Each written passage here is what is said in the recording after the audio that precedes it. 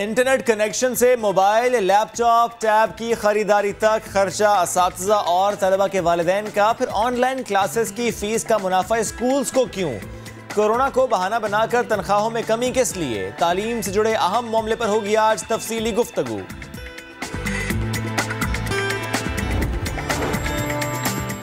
माजूरी को मजबूरी नहीं बनने दिया। लाहौर की डॉक्टर निदा गली गली जाती है, लोगों का इलाज करती हैं। फ्रंट लाइन पर लड़ने वाली और पोलियो से मुतासरा सिपाही deputy health officer doctor Nadia आज हैं नया दिन की मेहमान।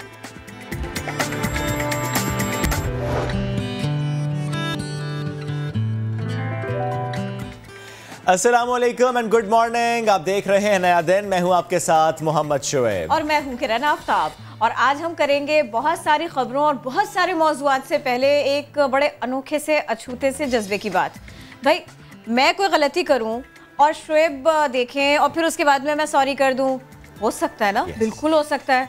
लेकिन ये कि किसी चीज़ पे आके मैं कब्जा ग्रुप बन के बैठ जाऊँ और फिर उसके बाद में शुएब को देख करके मैं वापस आ जाऊँ अपने इरादे से, ये तो इस ख्याल से मैं आऊँ और फिर मैं ये करूँ, मुश्किल है। ये बहुत मुश्किल है जनाब। हम जिस बात का जिक्र कर रहे हैं वो है एक वीडियो सोशल मीडिया पर। ऐसी ही है, थोड़ी ऐसी ही है एग्जैक्टली। इंसानियत के नाम से ये वीडियो वायरल है कि इंसानियत अभी बाकी। जरा देखिए, एक फूड राइडर वो जा रहे हैं और दो डाकू आते हैं बाइक पर, उनको लूटने की कोशिश करते हैं, चीजें उनसे लेते हैं। इसके बाद तो इनका सारा सामान चला ही गया होगा ना? ऐसे लगा अभी, ना? अभी वो ले ही रहे थे चीजें, तो हुआ ये कि वो जो राइडर थे उन्होंने रोना शुरू कर दिया। जाहिर है he must have talked about something, जिसके फौरन बाद वो जो लूटने आए थे उन्होंने इसको अंडरस्टैंड किया, उनकी परेशानी को गले लगाया, चीज़ें वापस की और जाते जाते दोबारा से हाथ मिला कर गए। किरण, यानी कहना चाहिए हमने बहुत जालिम डाकू तो देखे हैं, लेकिन ये रहमदिल डाकू कभी कभी देखने को मिलते हैं। और मैं ये चाहती हूँ कि ये हमको तो ये इसको तो वाकई ना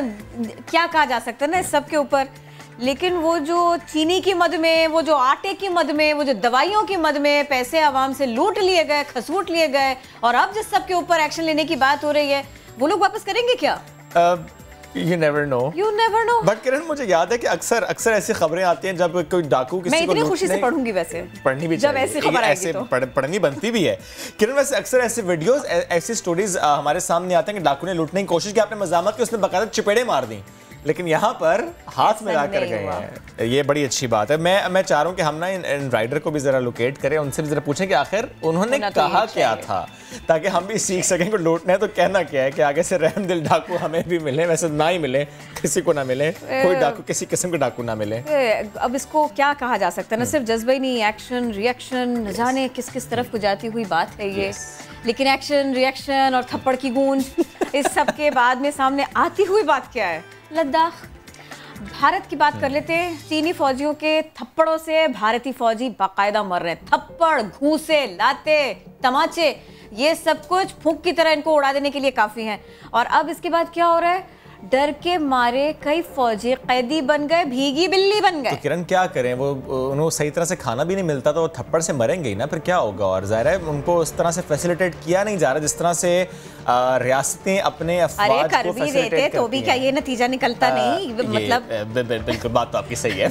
अच्छा किरण, और आर्मी चीफ जो है उन्होंने अपनी इस पिटाई का, जो उन्होंने चपेड़ें खाई हैं, उसका इतराफ भी कर लिया है। चीनी फौज से झड़प में कर्नल समेत 20 भारतीय फौजी मारे गए हैं। ये एक ऐसा महाज था जहां पर कोई वेपन का इस्तेमाल नहीं हो रहा था, सिर्फ घूंसे, मुक्के, चपेड़े कहते हैं, मुझे जरा और अच्छा लगता है, वो उनको पड़ी थी। और उसके बाद ये मामला इस तरह से रिपोर्ट हुआ।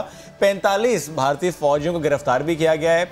चीनी फौजी तर्जुमान के मुताबिक भारत ने गैर कानूनी सरगर्मियों की लाइन ऑफ एक्चुअल कंट्रोल की खिलाफ वर्जी की, जिसका जवाब दिया गया, भरपूर जवाब दिया गया। चीन और एक्चुअली चपेड़े पड़ गई। चीन और भारत के माबैन तकरीबन ये जो मामला है, यानी जो झड़पें हैं, 1.5 माह से जारी हैं। और उस 1.5 माह में जो खबरें आ रही हैं वो हमें बता रहे हैं कि भारतीय जो फौजी हैं वो एक थप्पड़ की मार भी बर्दाश्त नहीं कर पाते।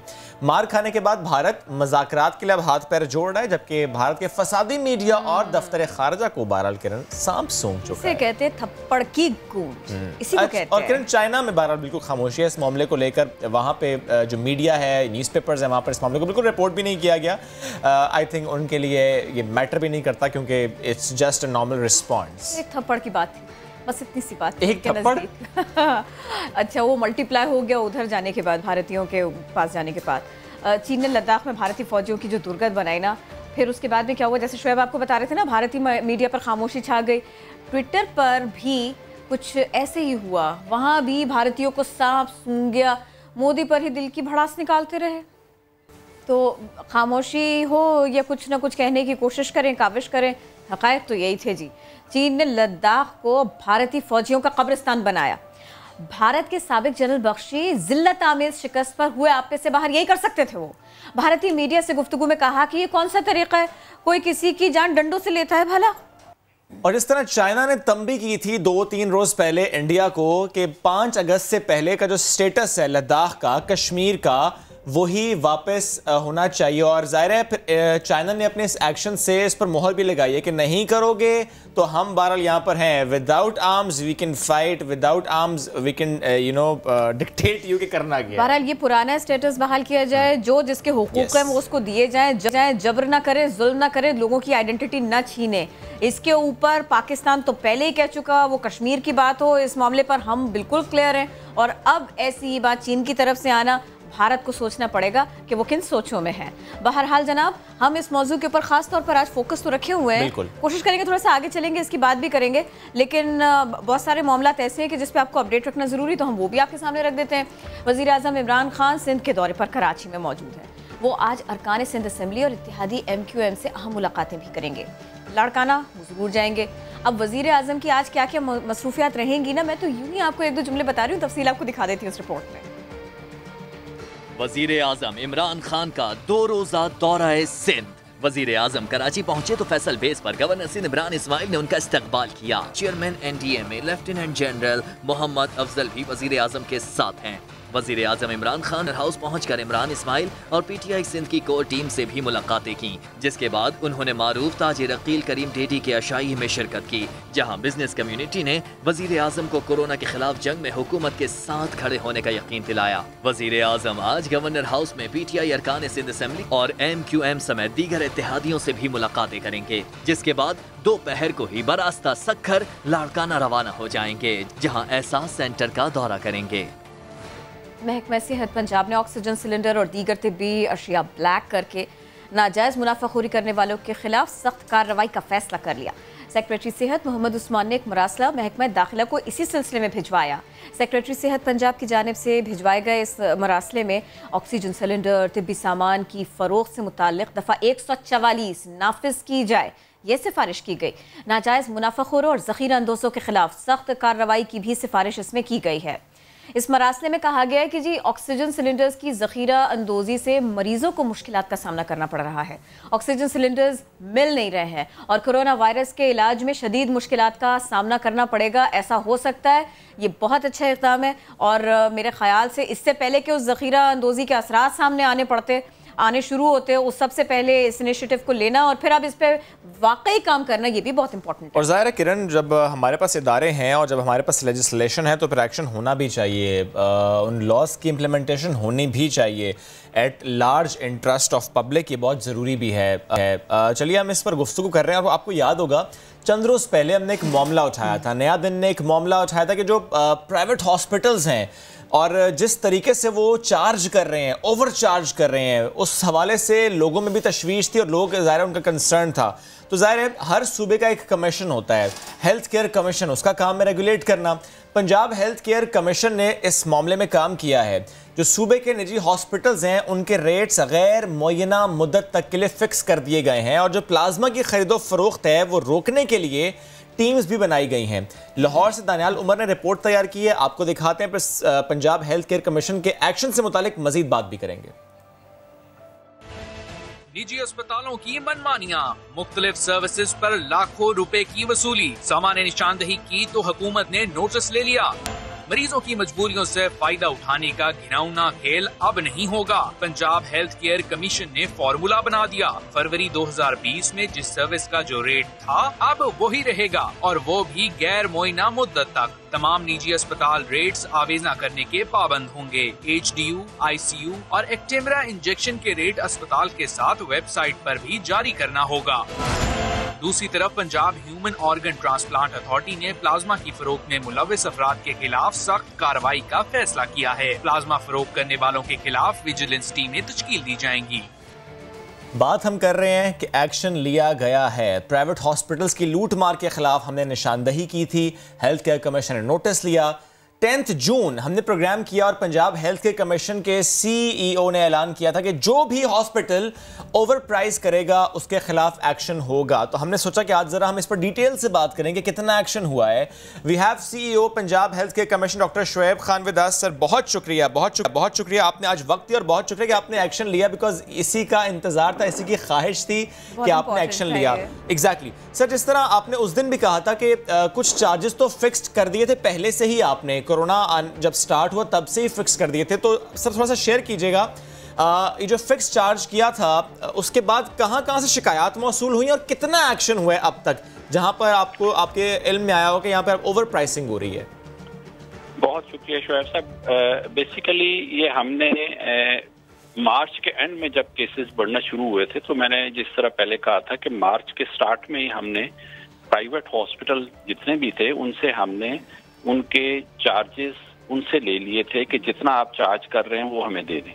वो हमारे पास सारा रिकॉर्ड मौजूद है। और फिर देन उसके बाद जब केसेस बढ़ना शुरू हुए मिड अप्रैल के बाद, तो हमने उनको कहा था जी कि जो आपने हमें रेट्स दिए ये जब तक के हम फर्दर कोई डायरेक्शन नहीं देते इससे ज्यादा आप चार्ज नहीं कर सकते।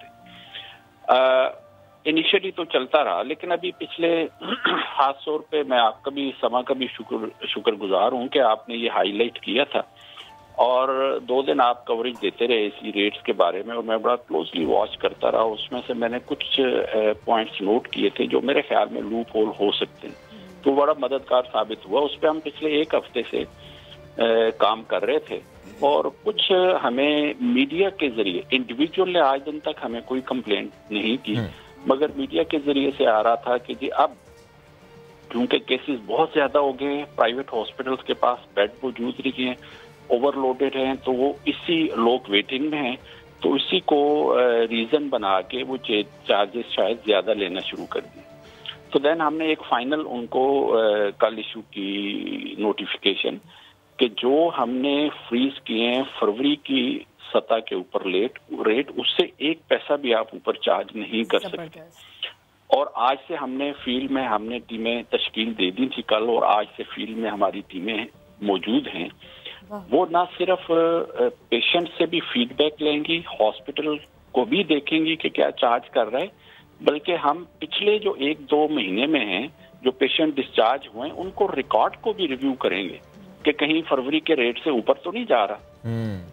फिर दूसरी चीज हमने की कि जब कोई बंदा हॉस्पिटल के अंदर एंटर होता है या घर से इरादा करता है जी कि मैंने मरीज फलां हॉस्पिटल में शिफ्ट करना है, तो उसको पता होना चाहिए कि ये 1, 2, 3, 10, 20, 40 हॉस्पिटल है, हर हॉस्पिटल का रेट क्या है, वो अपनी जेब के मुताबिक हॉस्पिटल सिलेक्ट करे। तो हमने उनको पाबंद किया है कि आप अपनी वेबसाइट पे दें।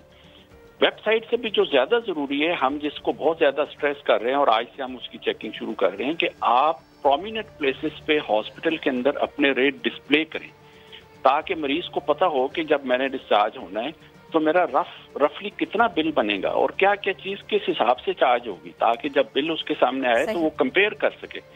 तो ये चीज भी हम मॉनिटर कर रहे हैं। और तीसरी चीज जो बहुत इंपॉर्टेंट, मैंने अपनी टीम्स को कहा कि आप रिकॉर्ड को रिव्यू करें, या अगर ड्यूरिंग आपके विजिट के कोई कंप्लेन करता है जी कि मेरा बिल ये बनना चाहिए था, ये बनाए, तो उसको वेरीफाई करें रिकॉर्ड के साथ। अगर वो कंफर्म होता है तो जो हॉस्पिटल एक्स्ट्रा चार्ज कर रहे हैं वो हम उन पेशेंट्स को रिफंड करवाएंगे। ग्रेट, इंशाल्लाह।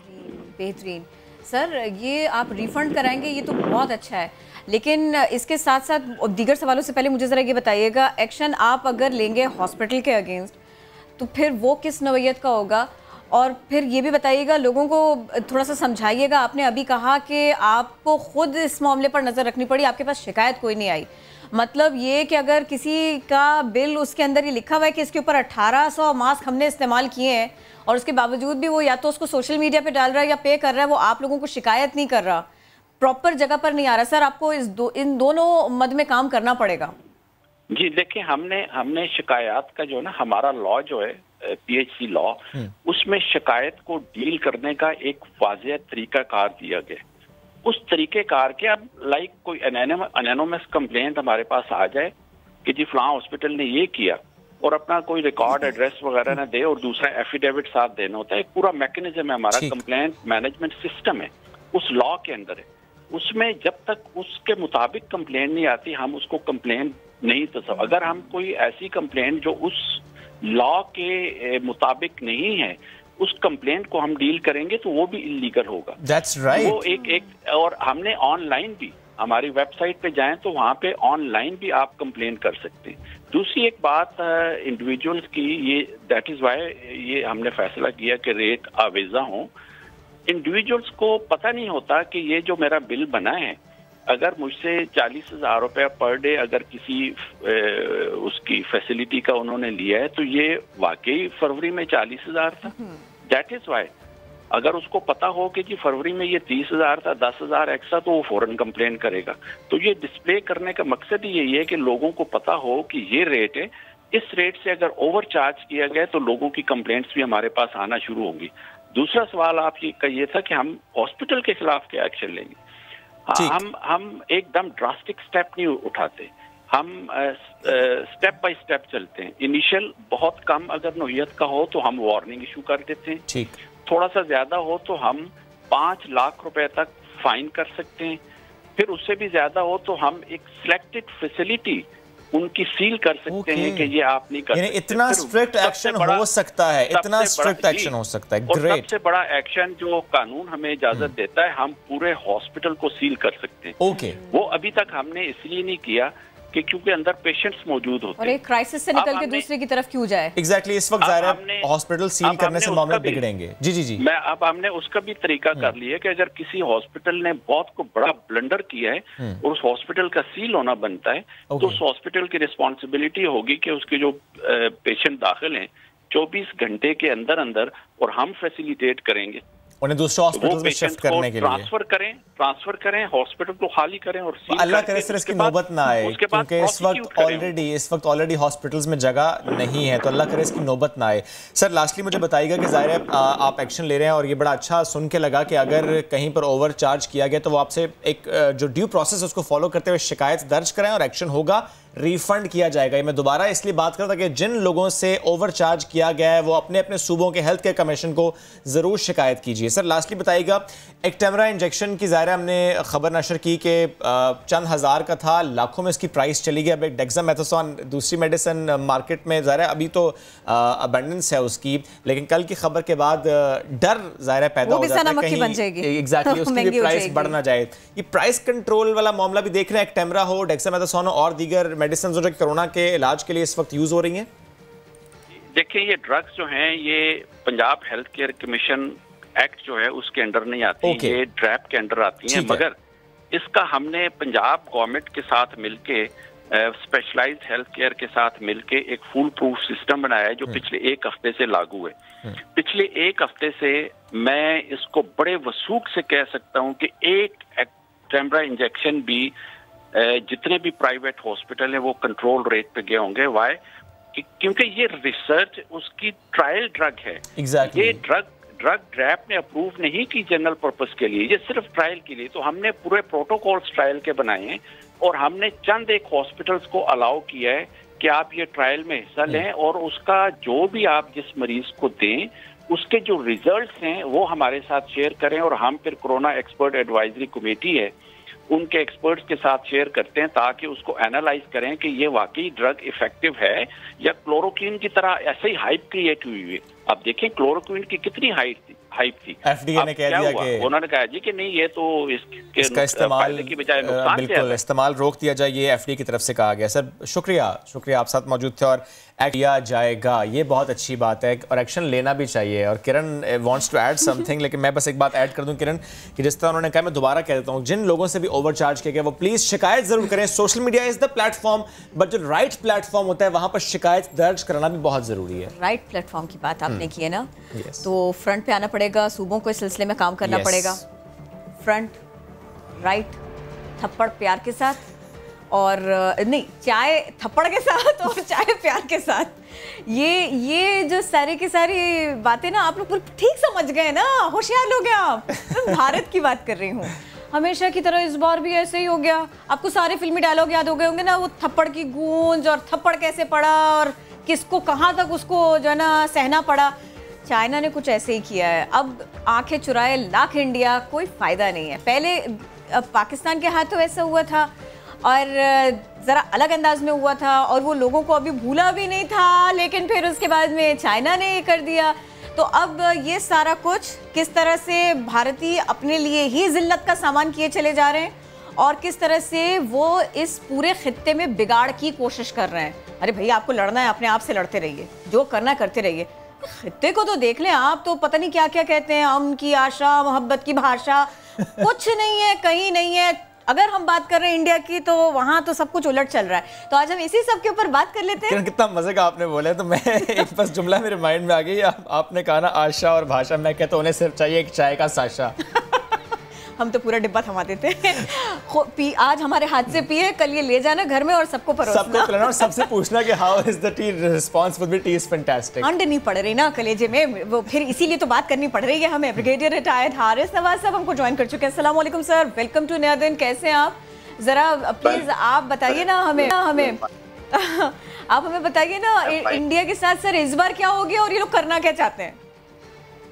देखें, ये एक नरेंद्र मोदी जो इंतहा पसंद हिंदू है, आरएस का कमांडर, ये इंडिया को तबाही के दुहाने पे लेके जा रहा है। दुनिया की हिस्ट्री में मेरे ख्याल में फर्स्ट टाइम होगा कि किसी फौज को डंडों से, मुक्कों से, दांतों से मार पड़ी हो और 20 फौजी एक कर्नल मरवा के अपनी फौज को खिफत शर्मिंदा करके और उसके बाद अपने अवाम को भी कम मुँह काला करके ये बैठे हुए अब अपने जख्म चाट रहे हैं।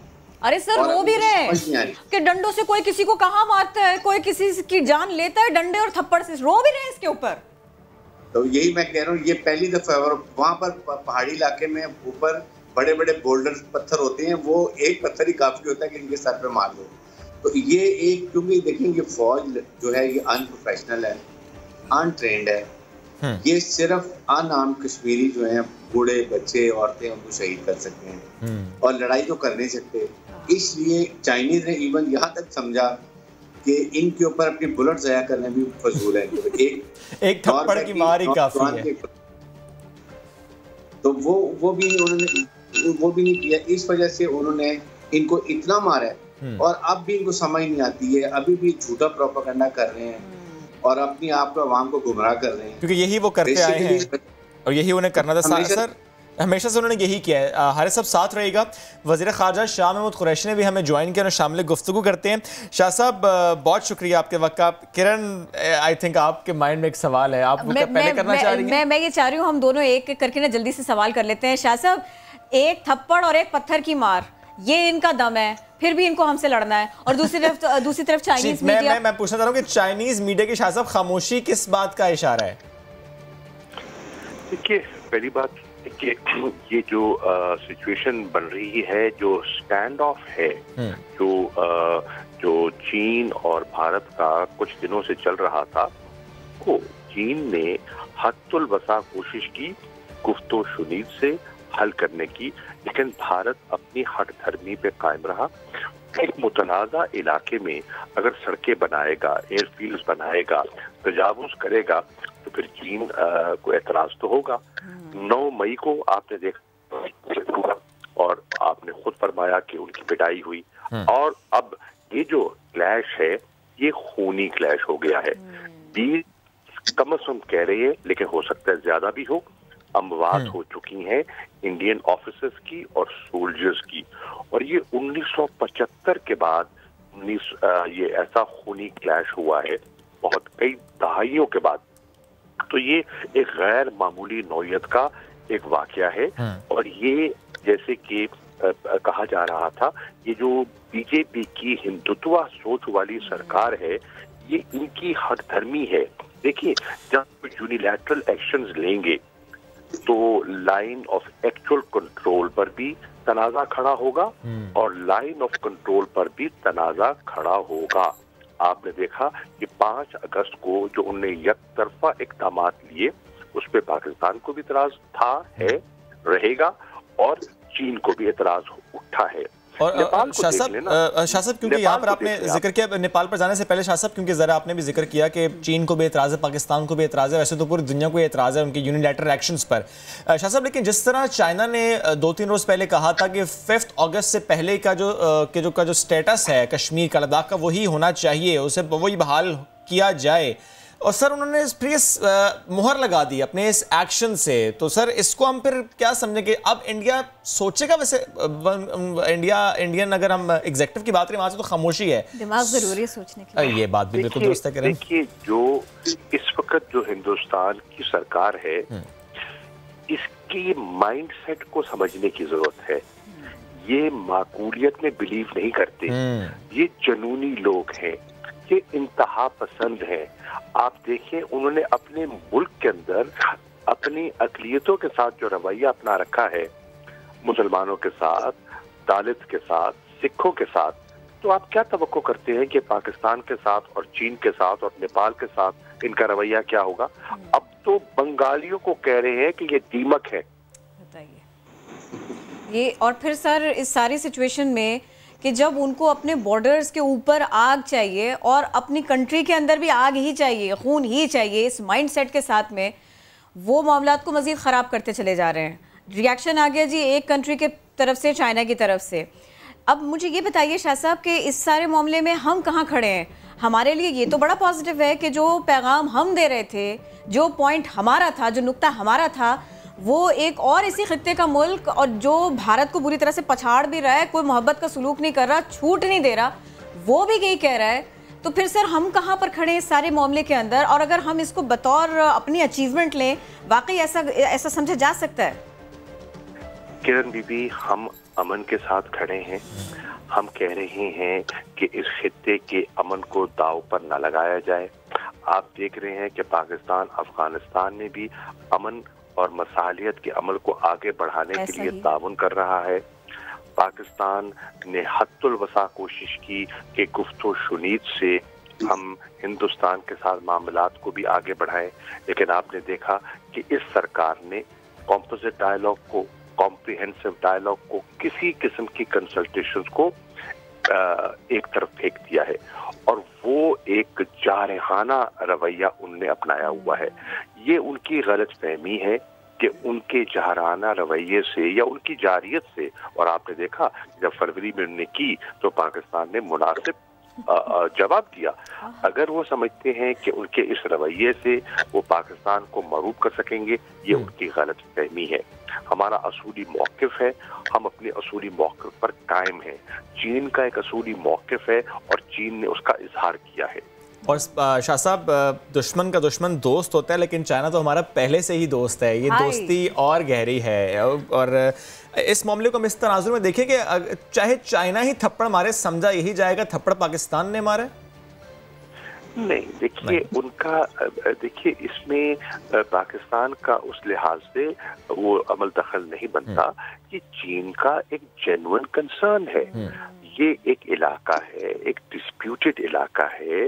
ये जो चीन का जो तिब्बत और जो इंडियन लद्दाख का रीजन का इलाका है, ये उस इलाके में उनका एक बॉर्डर डिस्प्यूट चल रहा है हिंदुस्तान के साथ, और हिंदुस्तान ने ऐसा कोई मौका नहीं छोड़ा है कि पाकिस्तान अपना किरदार अदा कर दे उसमें थोड़ा सा मामलात को ईज करने में। सर ये 3500 किलोमीटर का एक मुतनाज़ा इलाका है, और अगर भारत समझता है कि इसको हजम कर पाएगा तो ये शायद चीन के लिए काबिल कबूल ना हो।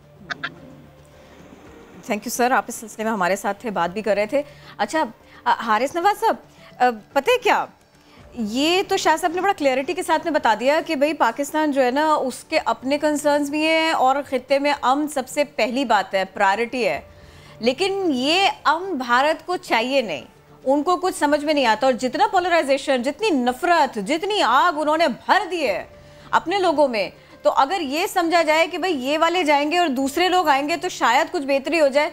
कम से कम एक शऊर रखने वाला, अक्ल रखने वाला इंसान ऐसा ख्वाब फिलहाल नहीं देख सकता। मोदी सरकार की बात को, उनके प्रचार को देखते हुए तो बहुत मुश्किल लगता है। किरण, बात यह है कि देखें, इंडिया के शुरू से हेजमोनिक डिजाइन हैं और वो हमेशा ये समझता है कि पाकिस्तान उसमें एक स्टम्बलिंग ब्लॉक है। अब अगर आप इस वक्त देखें तो भूटान से इनके ताल्लुकात ख़राब हैं, सर्दी तनाज़ है। नेपाल ने इनको जूता मारा है, अपना नया नक्शा निकाल लिया, जो एक काला पानी और लेक है वो एरिया पूरा अपने नक्शे में शो कर लिया। पार्लियामेंट 2/3 से कि फर्स्ट टाइम है, वरना नेपाल सारी लॉजिस्टिक्स के लिए इंडिया पर डिपेंडेंट है, क्योंकि अफगानिस्तान का लैंड लॉक कंट्री है। लेकिन चाइना ने ज़ाहिर है उनको सपोर्ट किया और चाइना ने उनको कहा कि हम आपको सप्लाई देंगे, सब करेंगे, तो वो अब इंडिया से निकल गया। बांग्लादेश जो इनके साथ होता था वो इनके खिलाफ हो गया CAA और NRC की वजह से। उसके बाद चाइना और पाकिस्तान के आपको पता है कि क्या इनसे ताल्लुकात है। तो ये इस वक्त एक जंगी जुनून में है और फिर ये हिंदुत्व का जो एक 4 का 5 का टोला बना हुआ है वो लगे हुए हैं। अब पाकिस्तान के लिए प्रॉब्लम ये है कि जो चाइना में इनको मारा है, इतनी पूरी दुनिया में इनकी खिफत हुई है, आर्म फोर्सेस की बदनामी हुई है। अमेरिका ने जो इनको प्रॉक्सी यूज करा था, अमेरिका भी डिसअपॉइंट हुआ है। अब ये अपने अवाम के टेंशन डाइवर्ट करने के लिए किसी वक्त भी कोई ये एक फ्लैग ऑपरेशन कश्मीर में कर सकते हैं और प्राइम मिनिस्टर पाकिस्तान ने दुनिया को वार्न भी किया है। साथ ही साथ ये भी किया कि हम अमन चाहते हैं, हम अमन के पूरे जो भी कोशिशें करेंगे, लेकिन अगर आपने हमारे पर कोई चढ़ाई की या हमारे साथ कोई मिसएडवेंचर की तो हम ईंट का जवाब पत्थर से देंगे। और उनको ये भी पता है कि इनकी फौज अनट्रेंड है, अनप्रोफेशनल है। पाकिस्तान की बैटल बहुत ज्यादा, दैट्स 40 साल से पाकिस्तान की फौज लड़ाई कर रही है, सिंगल हैंडेड मुल्क से दहशतगर्दी खत्म कर दी है। तो ये फर्क है, इंडिया को मालूम है 27 फरवरी का पता ही इंसिडेंट, अगर ये उस तरह का दोबारा एक इंसिडेंट करते हैं तो मेरे ख्याल में इस जगह 27 फरवरी से ज़्यादा इनको मुँह की खानी पड़ेगी और इनको और दुनिया में इनका मुँह काला होगा। और ये भी बता दीजिएगा, पता है वो उनके चाइना के साथ में उनका जो कोर इशू है, जो उनके कॉन्सिक्वेंसेस है, वो अपनी जगह। हारिस नवाज साहब, मुझे हर बार ऐसा लगता है कि हमने तो अपने बॉर्डर्स टाइट किए हुए हैं, हमने अपनी तरफ से इनको पूरा मैसेज दिया हुआ है, लेकिन फिर भी ना वो घर बैठ के ख्वाब देखते हैं कि एक दिन हम जाएंगे और एक दिन हम लाहौर में बैठ के या कराची में खुदा न खास्ता बैठ के चाय पियेंगे।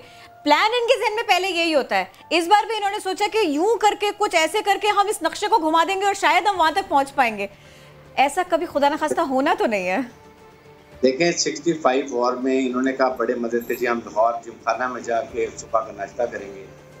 वो इतना इनको महंगा पड़ा कि इनको समझ आ गई जिससे कि मार लगे। उसके बाद अब भी इनके डिज़ाइन यही है कि ये चाहते हैं कि ये अपने आप को बहुत बड़ी फौज समझते हैं। ये हिंदू मेंटेलिटी भी है कि जब तक इनके सर पर डंडा नहीं मारेंगे इनको समझ नहीं आएगी।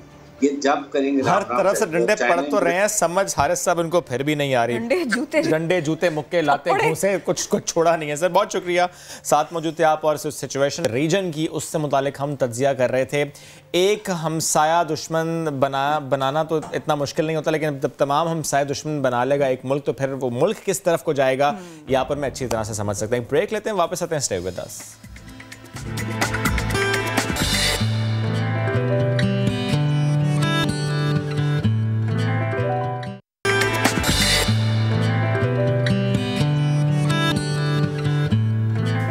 Welcome back after the break. Corona virus के इलाज में बड़ी पेशरफ्त सामने आई है। बरतानवी माहिरीन के मुताबिक डेक्सामेथासोन तशवीशनाक हालत के मरीजों की जिंदगी बचाने का काम करती है।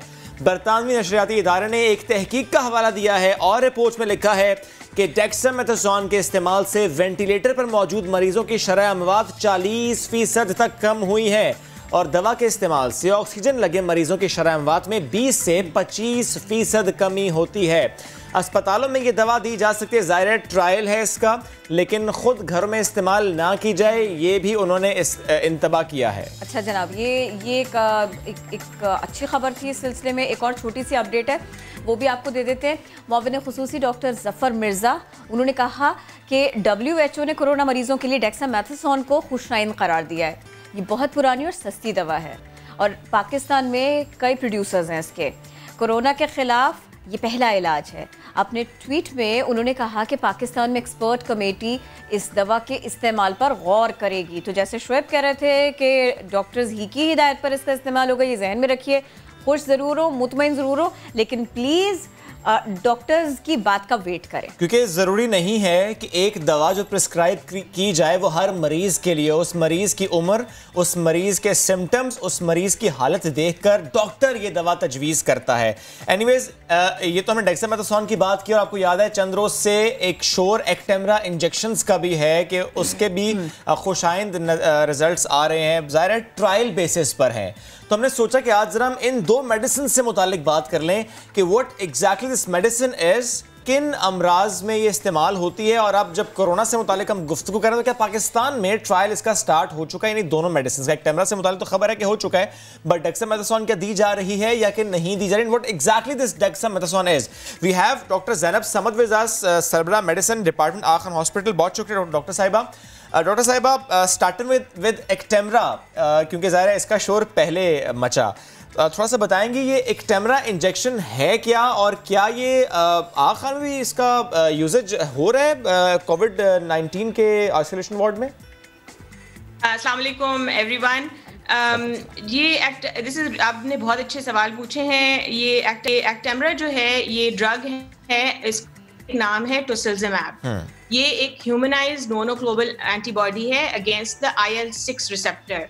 तो IL-6 एक साइटोकाइन है जो जब इम्यून रिस्पॉन्स इंसान का आपको प्रोटेक्ट करता है ना, जितनी भी इन्फेक्शंस हैं हमारे, उनके खिलाफ हमारा इम्यून रिस्पॉन्स एक्ट करता है। ठीक। इस कोविड की डिजीज में क्या होता है कि जो माइल्ड डिजीज के पेशेंट्स हैं और जो डिजीज को बहुत सही तरीके से हावी हो जाते हैं उस पर, तो उनका इम्यून रिस्पॉन्स बिल्कुल करेक्ट जगह पर होता है, वायरस को वो खत्म कर देते हैं, तो वो लोग बिल्कुल सही हो जाते हैं बहुत जल्दी।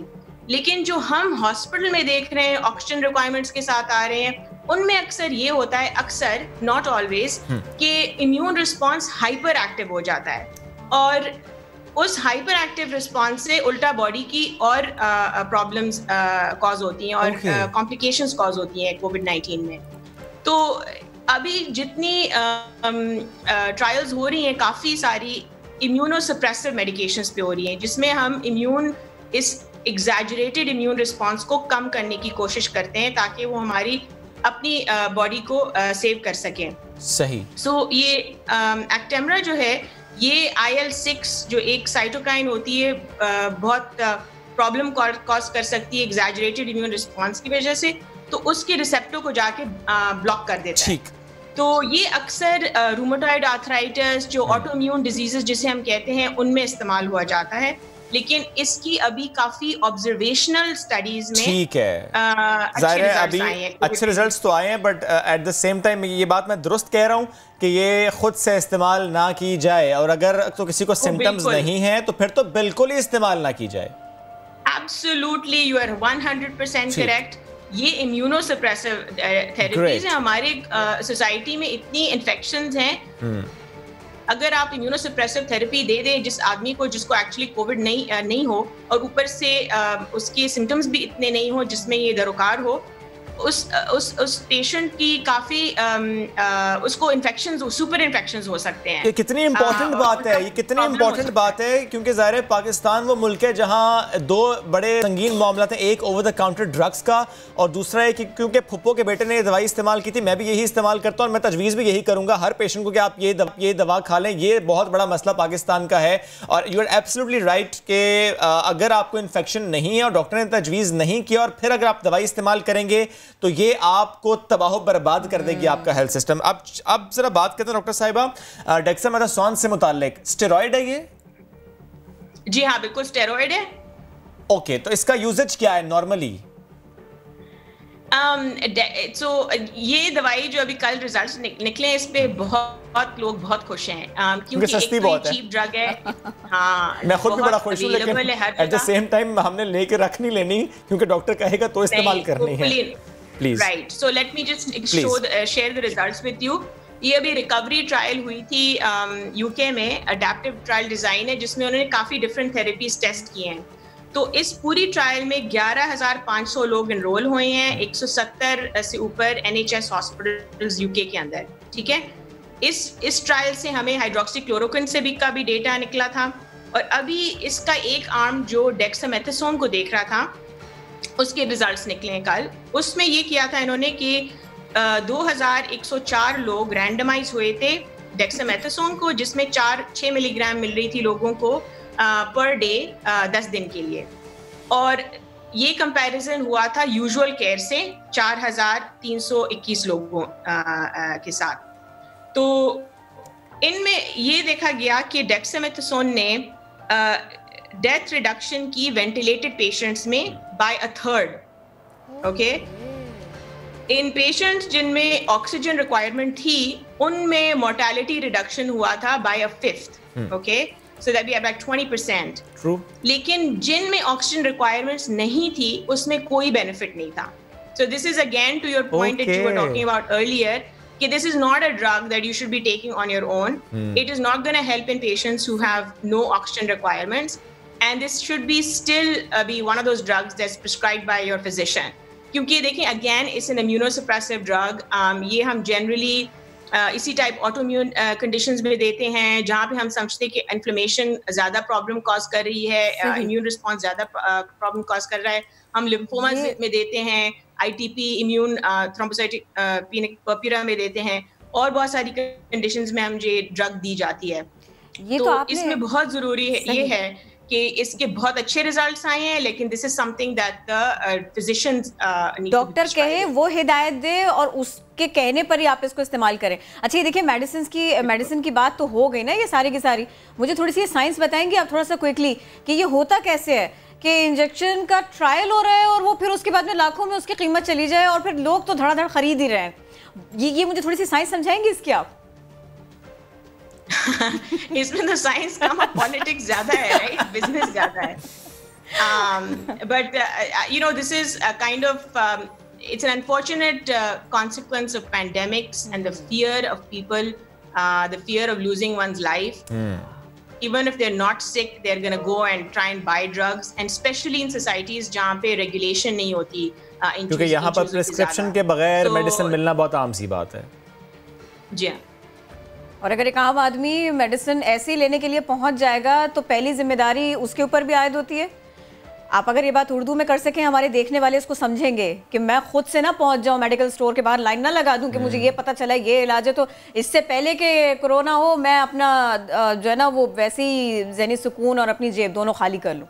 प्लीज़ बता दीजिए। देखिए, ये मैं कहना चाहूँगी कि अभी जितनी ड्रग्स टेस्ट हुई ना, जैसे फॉर एग्जाम्पल हाइड्रोक्सीक्लोरोक्विन थी, ठीक है, उसका एग्जांपल ले लेती हूँ। अभी तो काफी डेटा निकल आया है जिसमें नजर लग रहा है कि इट्स नॉट इफेक्टिव, राइट? ठीक। हाइड्रोक्सीक्लोरोक्विन के लिए लोगों ने जाके सारी मार्केट्स खाली कर दी और अब एफडीए ने कह दिया कि उसके नतीजे मस्बत नहीं आ रहे थे उसको। वो सॉरी, आई एम सॉरी। और क्लोरोक्विन से मुतालिक अब तो डॉक्टर साहब एफडीए ने भी कह दिया कि उसको इमरजेंसी में यूज नहीं करना।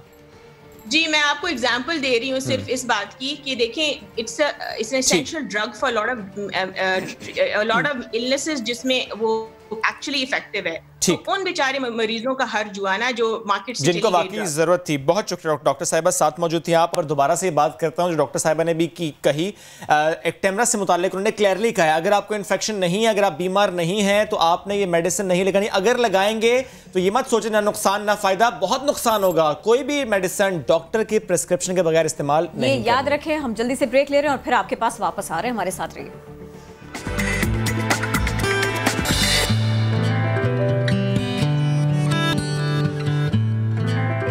Welcome back after the break. आपको बताएं कि इंडोनेशिया ने पहली बार प्लास्टिक क्रेट से मस्जिद तैयार की है और इसे एशिया की सबसे पहली माहौल दोस्त मस्जिद करार दिया जा रहा है।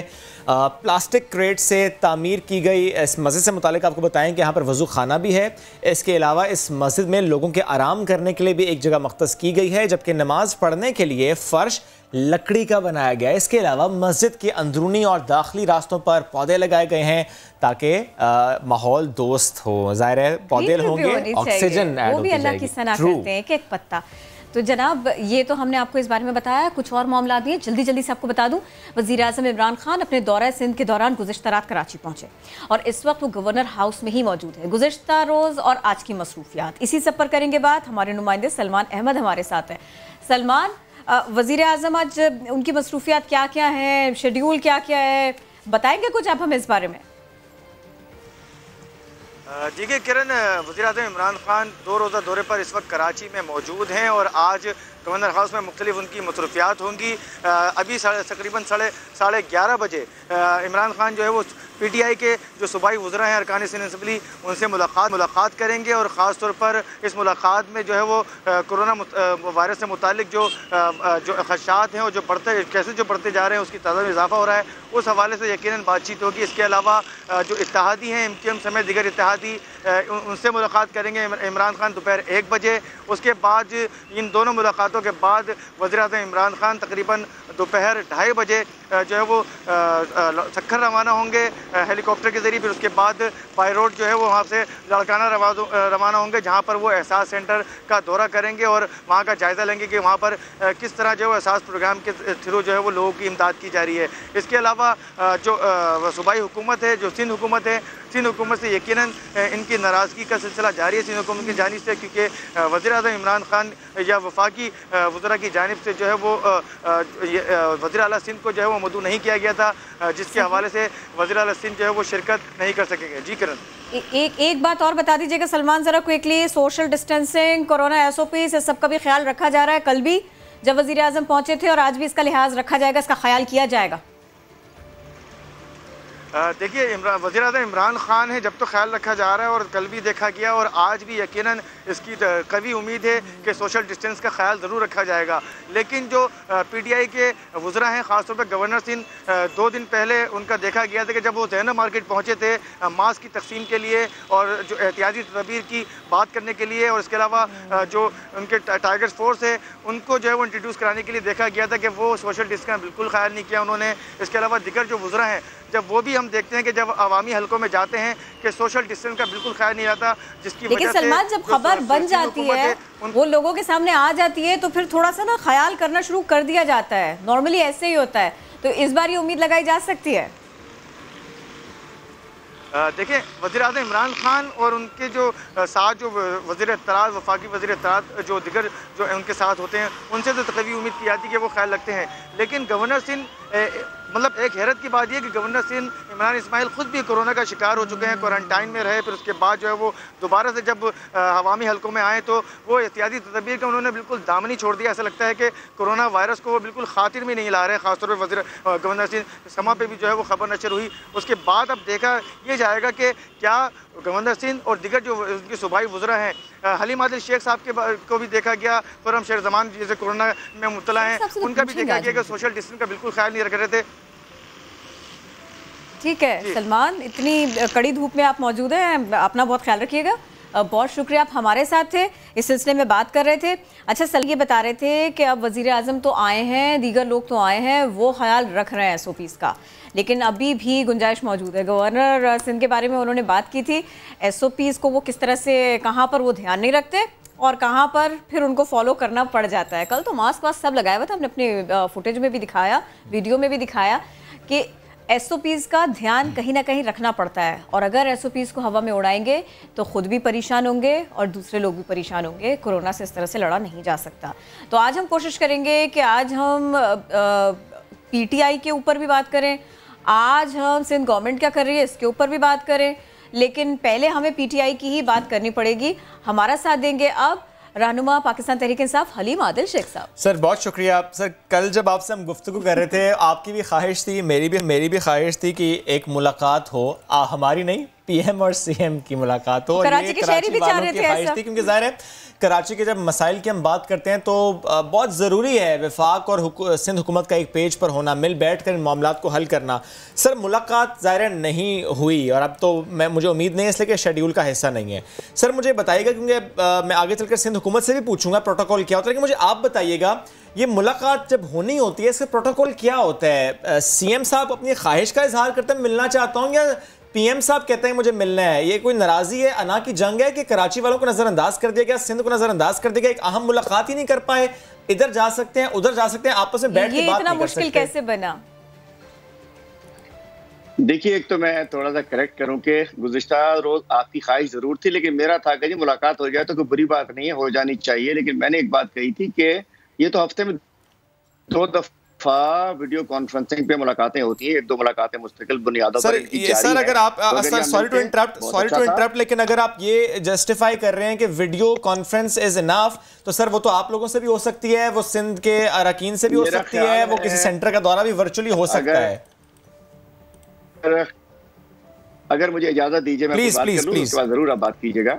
इसका जो आपने मुझसे सवाल किया कि क्या तरीकाकार होता है, तरीकाकार ये होता है कि कल प्राइम मिनिस्टर ने कहा था कि जी एयर वहां लेने कोई ना आए, SOPs के हवाले जैसी आपने बात की कि हेलीपैड पर कोई ना आए, तो ना कराची एयरपोर्ट पर को लेने गया, ना हेलीपैड पर लेने गया। और गवर्नर साहब ने गवर्नर हाउस में प्राइम मिनिस्टर को रिसीव किया, इसलिए ना जब गवर्नर को भी मना किया तो CM साहब से भी कहा था।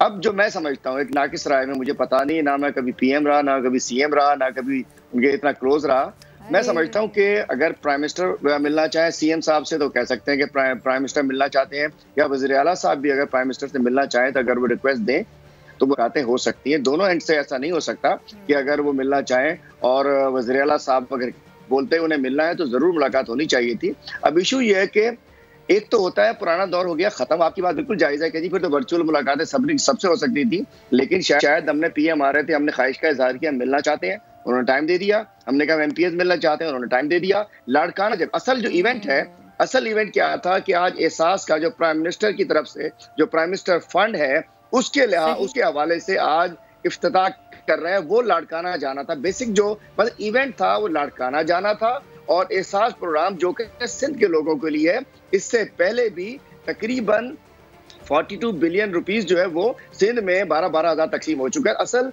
लाड़काना से इस नए पैकेज का एक इफ्तिताह था जो कि प्राइम मिनिस्टर लाड़काना जाना था। अब वो रात को कराची आए हैं, सुबह को जा रहे हैं।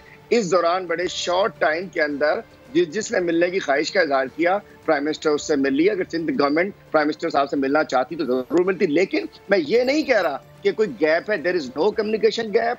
प्राइम मिनिस्टर, चीफ मिनिस्टर सब ऑन बोर्ड है, NCOC में ऑन बोर्ड है, टेलीफोनिक इनकी कन्वर्सेशंस होती हैं, और कोई और अगर लेकिन वजीर आजम लाड़काना जाने के लिए ही आए हैं, ये मैंने समझ लिया है, मुझे मालूम हो गया। शेख साहब साथ रहिए। जी लाड़काना मैं स्टेट बात कर रहा हूँ ना, जो असल इवेंट था मतलब बाकायदा जिसके लिए प्रसिद्ध तशरीफ आए हैं, साथ रहिए। हलीम आदिल शेख साहब साथ रहिए। नासिर हुसैन शाह साहब हमको ज्वाइन कर रहे हैं, जरा कुछ 1-2 सवाल आपसे भी कर लेते हैं। वेलकम टू नया दिन, कैसे हैं आप? ये बताइएगा, अभी हलीम आदिल शेख साहब कह रहे हैं ना मैं CM रहा ना मैं PM रहा, तो मैं इस सिलसिले में मजीद क्या कमेंट करूं? आप बताइए ना, उनको मिलना नहीं था या आप लोगों को मिलना नहीं था, या आप लोगों ने ज़रूरी नहीं समझा कि अगर वज़ीर आज़म आए तो फिर आप CM साहब भी उनसे मिल लें? कराची के शहरियों को तो लगता था, यहाँ के लोगों को लगता था कि आप लोग मिल बैठेंगे शायद। बिस्मिल्लाहिर्रहमानिर्रहीम, अल्लाहुम्मा सल्ली अला मुहम्मद व आलि मुहम्मद। देखिए, प्राइम मिनिस्टर साहब काबिल एहतराम हैं और हमारे सूबे में आए हैं तो हम उनको वेलकम भी करते हैं, लेकिन जिस तरह उनका प्रोग्राम मिला उसमें कहीं भी चीफ मिनिस्टर साहब से या सिंध गवर्नमेंट के किसी भी उनसे कोई मुलाकात का या कोई मीटिंग का वो प्लान नहीं है उनका। जाहिर है जब प्लान नहीं है तो उसमें हम क्या कह सकते हैं। हमें तो पूरी उम्मीद थी कि वो यहाँ आएंगे और मुलाकात होगी, CM साहब से भी, कैबिनेट भी हाजिर है उनके लिए, लेकिन उन्होंने उस प्लान में हमारा प्रोग्राम नहीं रखा। सर लेकिन अभी हलीम आदिल शेख साहब से भी मैंने यही सवाल किया, प्रोटोकॉल क्या था मुलाकात का, तो उन्होंने कहा कि ज़रा वहाँ से भी कहा जा सकता था, ख्वाहिश का इजहार यहाँ से भी हो सकता था। जिस शेड्यूल का हवाला आप दे रहे हैं उससे मुतालिक सर खबर तो यह है कि ज़रा जिन्होंने ख्वाहिश का इजहार किया मिलना चाहते हैं, चाहे उनके अपने MPs थे, तो मुलाकात शेड्यूल हुई। सर एक ख्वाहिश का इजहार सिंध हुकूमत की तरफ से भी तो हो सकता था, वरना ये तो मामला वही बन गया ना, उनसे आया ना गया, हमसे बुलाया ना गया। देखिए, प्राइम मिनिस्टर साहब का प्लान होता है और उसमें उनकी तरफ से जो उनका प्रोटोकॉल या उनके प्रिंसिपल सेक्रेटरी वही पूरा प्लान बनाते हैं। जब वो किसी प्रोविंस में आते हैं तो वहाँ के चीफ एग्जीक्यूटिव जो भी किसी प्रोविंशियल गवर्नमेंट के हैं वो चीफ मिनिस्टर होता है, और दीगर सूबों में जब प्राइम मिनिस्टर साहब तशरीफ ले गए हैं तो वहाँ पे उन्होंने उनके साथ मीटिंग रखी है। ठीक है, वहाँ पे उनकी हुकूमत है या वहाँ पर कम्युनिकेशन का लेवल थोड़ा डिफरेंट है, यहाँ पे तो वो मिल सकते थे ना। यहाँ पे काफी इश्यूज भी हैं, कोविड-19 के इशू के बाद पहली दफा वो सिंध में आ रहे हैं, तो CM साहब की ख्वाहिश थी मुलाकात करना, या वो उनके लिए भी वो कम्युनिकेशन इनफ है जो कि NCC और NCOC में होती है? ये आवाज कम आ रही है। शाह साहब, मैं सवाल ये करना चाह रहा हूँ कि क्या सीएम साहब की ख्वाहिश थी कि फिजिकल मीटिंग हो, या वो उनके लिए भी वो कम्युनिकेशन इनफ है जो एनसीओसी और एनसीसी में होती है? देखिए, वो एनसीओसीसी की मीटिंग अपनी जगह पे, लेकिन अगर वो प्रोविंस में आए हैं तो उनको चीफ मिनिस्टर साहब से मिलना चाहिए था, उन्हें बुलाना चाहिए था। सीएम साहब की ख्वाहिश थी, इसका इजहार किया था कि वो मिलना चाह रहे हैं? देखिए, हम तो जाहिर है प्राइम मिनिस्टर हैं, अगर आ रहे हैं तो हम क्यों नहीं मिलना चाहेंगे।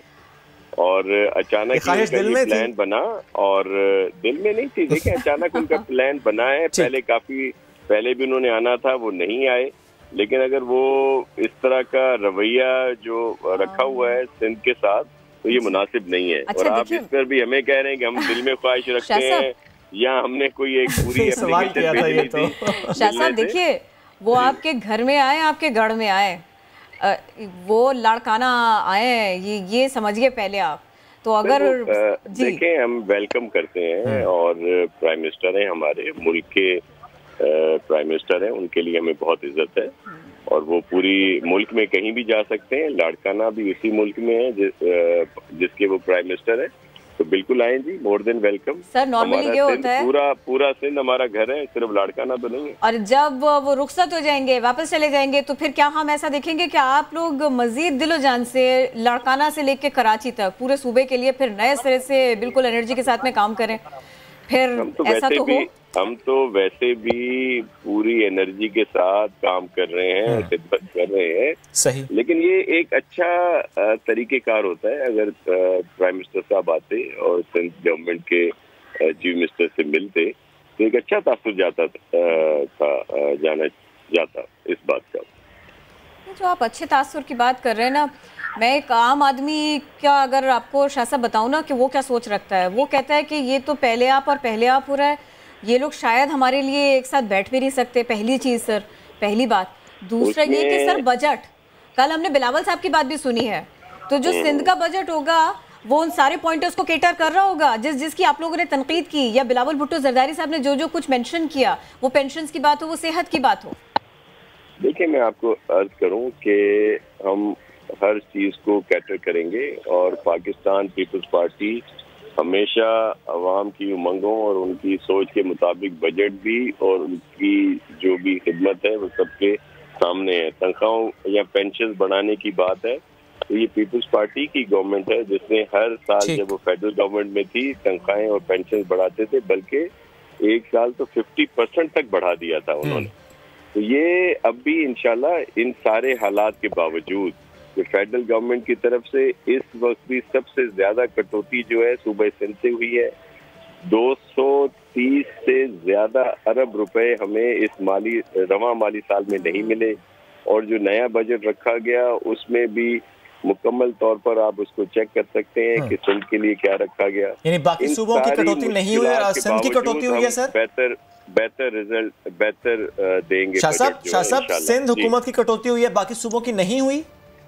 देखिए, अगर आप परसेंटेज वाइज देखेंगे तो सबसे ज्यादा सिंध हुकूमत की। लास्टली शाह साहब भी बताइएगा, ज़ाहिर है ये इस वक्त हर शहरी के दिमाग में ये सवाल है, वो इस सोच कर परेशान है कि जो फैसले वफाक ने किए हैं पेशावर से मुताल्लिक, लाहौर से मुताल्लिक, इस्लामाबाद से मुताल्लिक, अभी कुछ देर पहले सियालकोट से मुताल्लिक खबरें, स्मार्ट लॉकडाउन। सर, ज़ाहिर है सिंध में 80% केसेस कराची में है, तो क्या कराची में भी स्मार्ट लॉकडाउन, सिलेक्टिव लॉकडाउन होगा? जी देखिए, जो WHO की सिफारिशात हैं वही सिफारिशात सिंध गवर्नमेंट की थी, आप सबके सामने है। हमने उस वक्त भी कहा था कि इसका प्रॉपर हल यही है कि 15-15 दिन के लॉकडाउन हो, वही बात WHO ने भी की। अब 15-15 दिन का लॉकडाउन होगा, सीरियस नहीं लिया गया। एक बात मैं आपको अर्ज करूं कि अगर इस वक्त सुप्रीम कोर्ट की बाइंडिंग्स भी हैं, उन्होंने कहा है कि आपने फॉलो करना है फेडरल गवर्नमेंट को। वो तो हम ही फेडरल गवर्नमेंट तो सब एक पेज पे आते हैं, तो हम आपको मुकम्मल तौर पर यहाँ उस पर इम्प्लीमेंट करके दिखाएंगे। यानी स्मार्ट लॉकडाउन कराची में होगा, जिस तरीके से लाहौर में हुआ है, कुछ इलाके सील, वैसे कराची में होगा।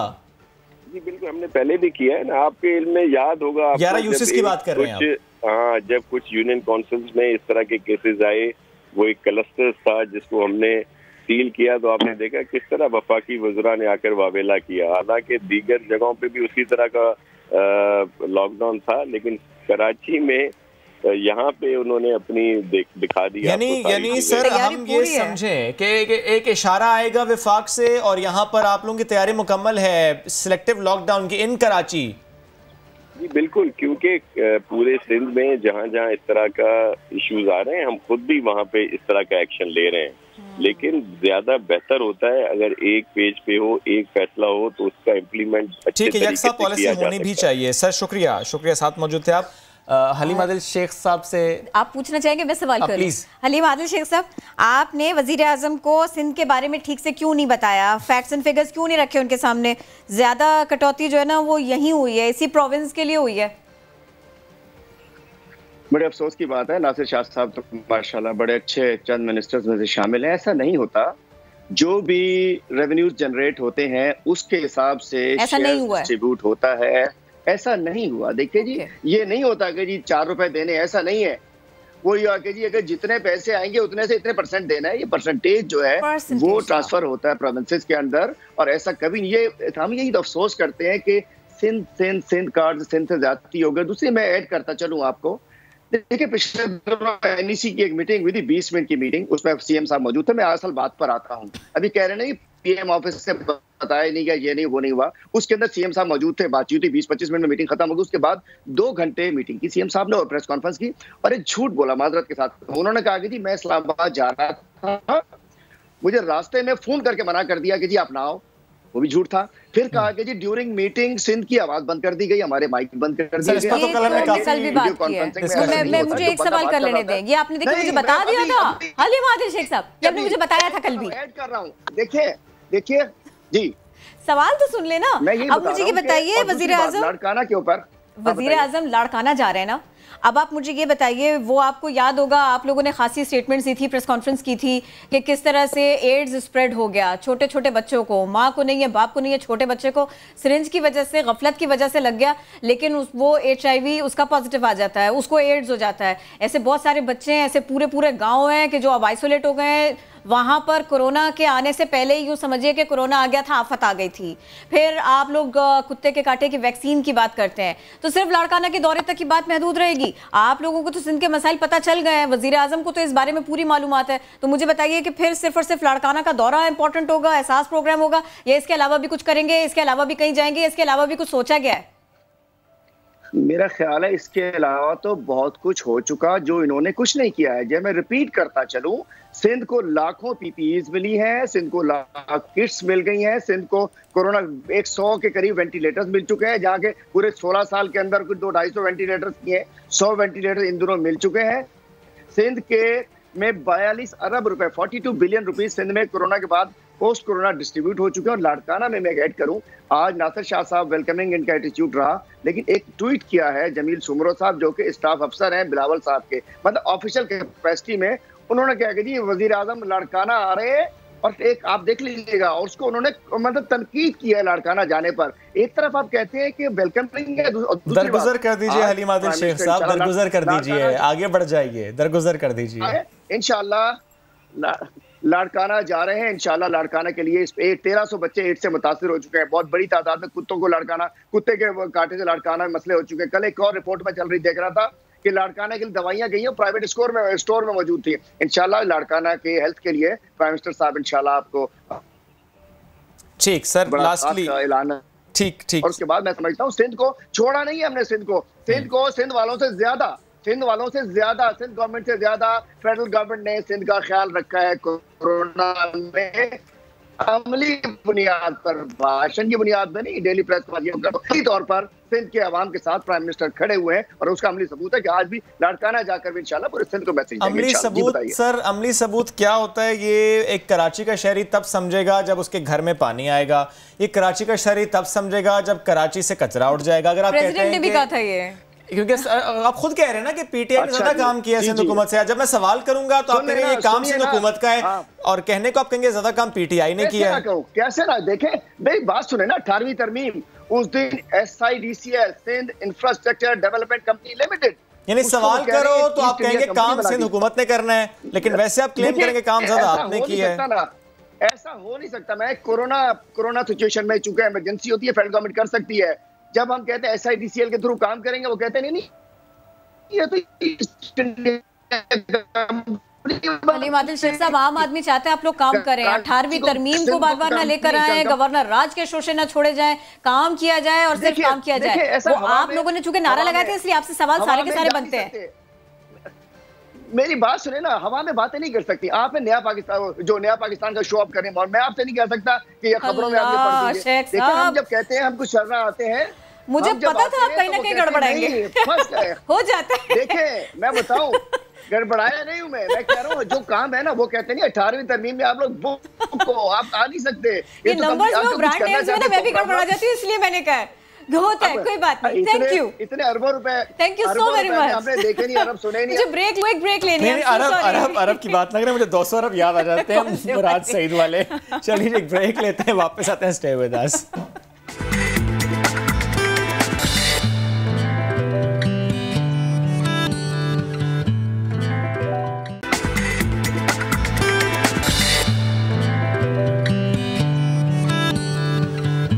हाजिर हैं ब्रेक के बाद। अब हम ज़रा प्रोग्राम के इस हिस्से में तालीम की बात करेंगे और जो अब हमें अपने सिस्टम में कुछ तब्दीलियां करनी पड़ रही हैं और उसके कुछ असरात भी दिखाई दे रहे हैं, उस सब की बात करेंगे। फैसलाबाद में ऑनलाइन क्लासेस के दौरान टीचर्स और तलबा को कई मुश्किलात का, दिक्कतों का सामना करना पड़ रहा है, तो कुछ इसका अहाता करने की कोशिश की हमने, इस मौजू को उठाया। तो मजीद इसी के बारे में जानेंगे यूसुफ चीमा से। जी यूसुफ।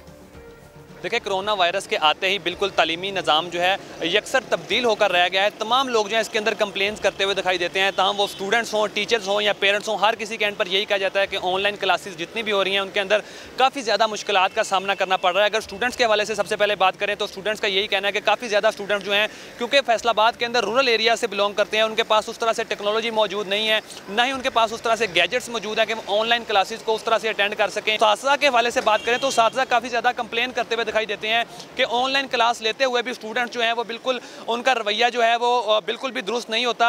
ऑनलाइन क्लासेस के दौरान भी वो लोग शोर शराबा कर रहे होते हैं, साथ ही अंदर जो है शरारतें करते हुए दिखाई देते हैं। मसाइल का सामना उन साथी को करना पड़ रहा है जो साथी जो हैं बिल्कुल भी कंप्यूटर के साथ जिनकी एसोसिएशन नहीं थी, जो किसी तरह का सॉफ्टवेयर सिस्टम को नहीं जानते हैं, उनको इस तरह के मुश्किलात का सामना करना ज़्यादा पड़ रहा है। ओवरऑल बात की जाए पेरेंट्स के हवाले से तो पेरेंट्स का यही कहना है कि एक के बाद एक फ़ीस जो है वो बिल्कुल यूनिवर्सिटी की जानब से वाउचर दिए जा रहे हैं कि दोबारा से फीसेस कलेक्ट किए जाएंगी। तमाम स्टूडेंट्स की आईडीज़ को ऑनलाइन किया गया तो इनका ऑनलाइन सिस्टम जो था वो बिल्कुल बैठ गया, जिसके बाद काफ़ी परेशानी हुई। स्टूडेंट्स का पेपर जो है वो भी उस वक्त से रुक गया था। इसके बाद जो है तमाम स्टूडेंट्स को फैकल्टी वाइज डिवाइड करने के बाद जो है दोबारा से उसी चीज़ की प्रैक्टिस जो है उसको दोबारा लाया जा रहा है, ताकि स्टूडेंट्स की जो है एजुकेशन का हर्ज ना हो और वो लोग आसानी से जो अपने एग्जाम के अंदर शमूलियत अख्तियार कर सकें। जी यूसुफ, बहुत शुक्रिया, आप इस सिलसिले में अपडेट कर रहे थे। ये बहस बिल्कुल अलहदा है कि ऑनलाइन एजुकेशन को किस तरह से भरपूर अंदाज में इस्तेमाल किया जाए, मुफीद बनाया जाए, और ये भी एक मामला है कि स्टूडेंट्स को प्रॉब्लम्स हो रही हैं, तलबा को मुश्किलात पेश आ रही हैं, तो वो भी बहुत इंपॉर्टेंट है कि ये मुश्किलात जो है ना ये दूर की जाए और वो कॉन्सेंट्रेट करें एजुकेशन के ऊपर। कुछ परेशान स्टूडेंट्स का अहवाल हम आपको दिखाते हैं, उनकी बात उनकी ज़बानी आपके सामने रखते हैं। यूनिवर्सिटी इंतज़ामिया से अपील है कि बच्चों पर जुल्म ना ढाएं और पेपर्स के लिए कोई मुतबादल रास्ता इख्तियार करें, कोई ऐसा रास्ता इख्तियार करें जिससे बच्चे ज़लील व ख्वार कम हों। आज हमारा एग्रीकल्चर यूनिवर्सिटी में सेकंड सेमेस्टर का मिड टेस्ट था, पहला एग्ज़ाम था। 8:55 पे जब भी स्टूडेंट्स ने लॉगिन किया 80 to 60% स्टूडेंट्स का लॉगिन ही नहीं हुआ। जिसका लॉगिन हुआ उसको पेपर नहीं शो हुआ, जिसको पेपर शो हुआ है उसको MCQs एक पेज शो हुआ है, नेक्स्ट पेज पे गया ही नहीं, और जिसने MCQs लगा लिए जो 10% बच्चे थे उनका सबमिट ही नहीं हुआ। ये बच्चों की मुश्किलात आपके सामने रखी। एक और मामला भी आपके सामने रखते हैं। कोरोना के बायस इस्लामाबाद के निजी तालीमी इदारों की फ़ीस में 20% कमी। वफाकी निज़ामत तालीमात ने नोटिफिकेशन जारी कर दिया। इस नोटिफिकेशन के मुताबिक फ़ीस में 20% कमी कोरोना वायरस पर कंट्रोल तक जारी रहेगी। निजी तालीमी इदारों की फ़ीस में कमी का इतलाक बर वक्त फ़ीस जमा कराने वालों के लिए है। A लेवल्स और O लेवल्स के फाइनल ईयर तलबा पर इसका इतलाक नहीं होगा। तो इस नोटिफिकेशन से मुतालिक तो हमने बात कर ली। ज़ाहिर है ये स्कूल की फ़ीस से मुतालिक नोटिफिकेशन है। थोड़ा यूनिवर्सिटी के स्टूडेंट्स की बात भी हम कर लेते हैं। वैसे तो ज़ाहिर है this online education is for every level, no matter it's school, college और यूनिवर्सिटी, बट जब ये हर लेवल पर है तो ये मुश्किलात भी ज़ाहिर है हर लेवल पर है। वो मुश्किलात इतनी बड़ी नहीं है, मुश्किलात ऐसी नहीं है कि वो हल ना हो सके, लेकिन चले क्योंकि मुश्किलात हैं तो हम सोच रहे थे कि हम इस पर बात करते हैं कि इन मुश्किलात से निकलना कैसे है, इनका हल हमने ढूंढना कैसे है, क्योंकि online education is the need of time. अच्छा, अब हम पेरेंट्स की बात भी करेंगे, हम उन टीचर्स की बात भी करेंगे कि जिनके ऊपर अब बर्डन ज़्यादा आ गया, उनको इतना फैसिलिटेट किया भी गया या नहीं। इन सवालों का जवाब भी हम हासिल करने की कोशिश करेंगे। और इसके अलावा सदर all private schools federation Kashif Mirza साहब भी हमको ज्वाइन करेंगे, उनके सामने सारे के सारे मामला रखेंगे। पहले हम कोशिश कर लेते हैं पेरेंट्स की बात कर लेते हैं, उनके बारे में जान लेते हैं कि उनको किस किस्म की दिक्कतों का सामना करना पड़ रहा है। असातिज़ा की बात भी करेंगे, ज़ाहिर है तमाम स्टेक होल्डर्स की बात हम करेंगे। We have Umar Javed with us, अब पेरेंट हैं आप, ज़ाहिर है एक पेरेंट का कंसर्न क्या है ये सुनना भी बहुत ज़रूरी है, क्योंकि सर पहले बच्चे की जो तालीम है उसकी ज़ाहिर है तमाम तर जिम्मेदारी तो नहीं, बट 70-80% जिम्मेदारी ज़रा स्कूल की थी, घर वालों को उस पर फोकस कम करना पड़ा था। लेकिन अब ज़ाहिर है तमाम तर तवज्जो वालिदैन ने देनी है, वो चाहे उनके टाइम टेबल से मुताल्लिक है, वो चाहे उनको गैजेट देने से मुताल्लिक है, वो चाहे उन पर नज़र रखने से मुताल्लिक है, सारी की सारी जिम्मेदारी एक पेरेंट की है। लेकिन मुझे बताइएगा एक पेरेंट को इस वक्त क्या मुश्किलात का सामना करना पड़ रहा है जब हम ऑनलाइन की तरफ स्विच कर रहे हैं? अस्सलाम वालेकुम। आई एम श्योर कि ये पेरेंट्स का जो है ऑब्वियसली एक रोल पहले भी था, लेकिन वो इतना ज्यादा सिग्निफिकेंटली नहीं कंट्रीब्यूट कर रहे होते थे। लेकिन नाउ दैट ये कोविड की वजह से मटेरियल से लेकर आपकी तमाम रिसोर्सेज, आपका टाइम, हर चीज यूज हो रहा है। टीचर्स भी एट द सेम टाइम बिल्कुल बहुत ज्यादा इक्विप नहीं है, क्योंकि this is something knew that is happening. तो टीचर्स को भी इक्विप्ड होने की जरूरत है, प्लस ये कि उनको फैसिलिटेट भी उस तरह नहीं किया जा रहा स्कूल्स की तरफ से। सर ये टीचर वाला पॉइंट मैं जरूर रेज करूंगा। मैं इस वक्त समझना चाह रहा हूं कि अगर स्टूडेंट्स ये कहते हैं कि टेक्निकल मसाइल हैं, अगर स्टूडेंट्स ये कहते हैं कि हमें अभी उस सिस्टम का इतना मालूम नहीं है, वो चाहे जूम हो, वो चाहे और वीडियो कॉन्फ्रेंसिंग हो, तो सर ये आपको लगता है कि ये इतनी बड़ी मुश्किल है जो कि हल नहीं हो सकती? जी बिल्कुल। देखिए पाकिस्तान के अंदर आपको पता है कि कंप्यूटर लिटरेसी पेरेंट्स लेवल के ऊपर भी और टीचर्स लेवल के ऊपर भी बहुत कम है, और ये एक बहुत बड़ा चैलेंज है। इसकी वजह से काफी गैप आ जाता है। कोई छोटा मोटा भी अगर टेक्निकल इशू हो तो टीचर भी उसको नहीं रिजॉल्व कर पाता है, पेरेंट भी नहीं रिजॉल्व कर पाता है, तो आपका वो सारा टाइम वेस्ट हो जाता है। तो इसके अलावा जो स्कूल्स की जो थोड़ी सी रिजिड जो उनका एक रवैया है कि ठीक है वो चले, गवर्नमेंट उनको नहीं मराद दे रही, लेकिन अगर आप उनके एडमिनिस्ट्रेटिव कॉस्ट देखें तो वो बड़ी सिग्निफिकेंटली नीचे आई हैं। और उन्होंने ये इन कॉस्ट का जो रिफ्लेक्शन है वो पेरेंट्स तक नहीं जाने दिया है, चाहे वो मटेरियल हो, चाहे वो लोगों को प्रिंटर्स खरीदने हो, चाहे वो लैपटॉप्स हो। all things have to be borne by parents। ये आपने दुरुस्त निशानदेही की है कि ज़रा जब कॉस्ट उनकी कम हुई है तो पेरेंट की जेब पर भी बर्डन कम होना चाहिए। ये ठीक है, ये वैलिड पॉइंट है। अक्रॉस द बोर्ड आपने देखा ये कि सैलरीज रिडक्शन हुई है, हमारा पहिया मईशत का बिल्कुल जो है वो रुक गया है। और इन हालात में आई थिंक हमें एक दूसरे के शाना बशाना खड़ा होना चाहिए, बजाय इसके कि हम मुनाफाखोरी और उसी तरह से अपने मामला चलाते रहें। ठीक है, प्लीज हमारे साथ रहिएगा। अब चूंकि हम वालिदैन की परेशानी हमने थोड़ी सी समझने की कोशिश की, स्कूल टीचर्स उनको क्या प्रॉब्लम्स हैं ये भी जानेंगे। इमरान लतीफ़ साहब हमको ज्वाइन कर चुके हैं। सर ये बताइएगा, ऑनलाइन क्लासेस दुनिया भर में इसको एक आसानी के तौर पर लिया जाता है, हमारे यहाँ मुश्किलात बढ़ गई हैं। बहैसियत उस्ताद आपको किन किन प्रॉब्लम्स का सामना करना पड़ रहा है? देखिए देयर आर मैनी इशूज, कोई एक इशू नहीं है जो टीचर्स फेस कर रहे हैं। पहले जो पेरेंट ने एक बड़ी अच्छी बात कही कि जो एज ग्रुप 35 प्लस का है और मोस्टली टीचर इसी एज ग्रुप में है, उनकी कंप्यूटर लिटरेसी का पहला चैलेंज है कि वो कंप्यूटर लिटरेट इतने नहीं है, इतने फेमिलियर नहीं है, वो टेक्निकल इशूज को रिजॉल्व नहीं कर पाते। तो उस वजह से उनको नए सिरे से सारी चीजें, पहले वो जब व्हाइट बोर्ड और मार्कर यूज कर रहे थे वो chalk and talk method use कर रहे थे, तो उनके पास, और अगर कोई उनके नोट्स थे, वर्कशीट्स थी, वो सारा कुछ उनके पास हार्ड कॉपीज के फॉर्म में, पेपर के फॉर्म में मौजूद था। अब वो सारा उनको डिजिटल फॉर्म में चाहिए। अब उनको अपने सारे रिसोर्सेज डिजिटल फॉर्म में चाहिए, वो उनके पास नहीं है, वो उनको क्रिएट करने पड़ रहे हैं। उनको सारी टेक्नोलॉजी नए सिरे से लर्न करनी पड़ रही है, वो फेमिलियर नहीं थे, वो उनको लर्न करनी पड़ रही है। उसके साथ जो बीइंग अ टीचर मैं समझता हूँ कि हमारा जो टीचिंग मेथोडोलॉजी जो हम यूज करते थे, उसमें हम जब क्लास में पढ़ाते थे तो हमें बच्चे का पूरा फीडबैक उसके फेशियल एक्सप्रेशन से भी नजर आ रहा होता था कि अच्छा बच्चे को बात समझ आई है नहीं आई, उसकी अटेंशन है नहीं है, और हम अपने लेक्चर को उसके मुताबिक चाहे वो मॉडिफाई करते थे। सही। लेकिन अब जो सूरत हाल है इसमें हम एक कैमरे के सामने बैठे हुए हैं तो हमें तो ऐसा लगता है जब हम दीवार को देख के दीवारों को पढ़ा रहे हैं तो वो हमारा वो जो एक इंटरेस्ट लेवल भी ड्रॉप होता है। सर ये हमारे लिए बड़ा एग्जॉस्टिंग है। एग्जॉस्टिंग है, एग्जैक्टली मैं यही पूछना चाह रही थी आपसे। देखिए इसको मैनेज करने के बहुत सारे तरीके हो सकते हैं लेकिन वो सबके सब टाइम टेकिंग है।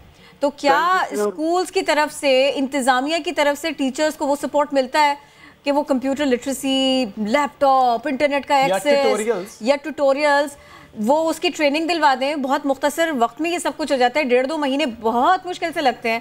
पहली बात। दूसरी बात सर ये कि ये जो आपने एग्जॉस्ट होने वाली बात की ना, टीचर का खुद भी फ्रेश होना, बर्डन फ्री होना, ये बहुत ज़रूरी है। तो बच्चों को मुख्तलिफ ग्रुप्स में बांटना और ये सब कुछ करना, क्या स्कूल इंतजामिया सबकी जिम्मेदारी लेती है या ये भी आप लोगों के कांधों पर है बोझ सारे का सारा?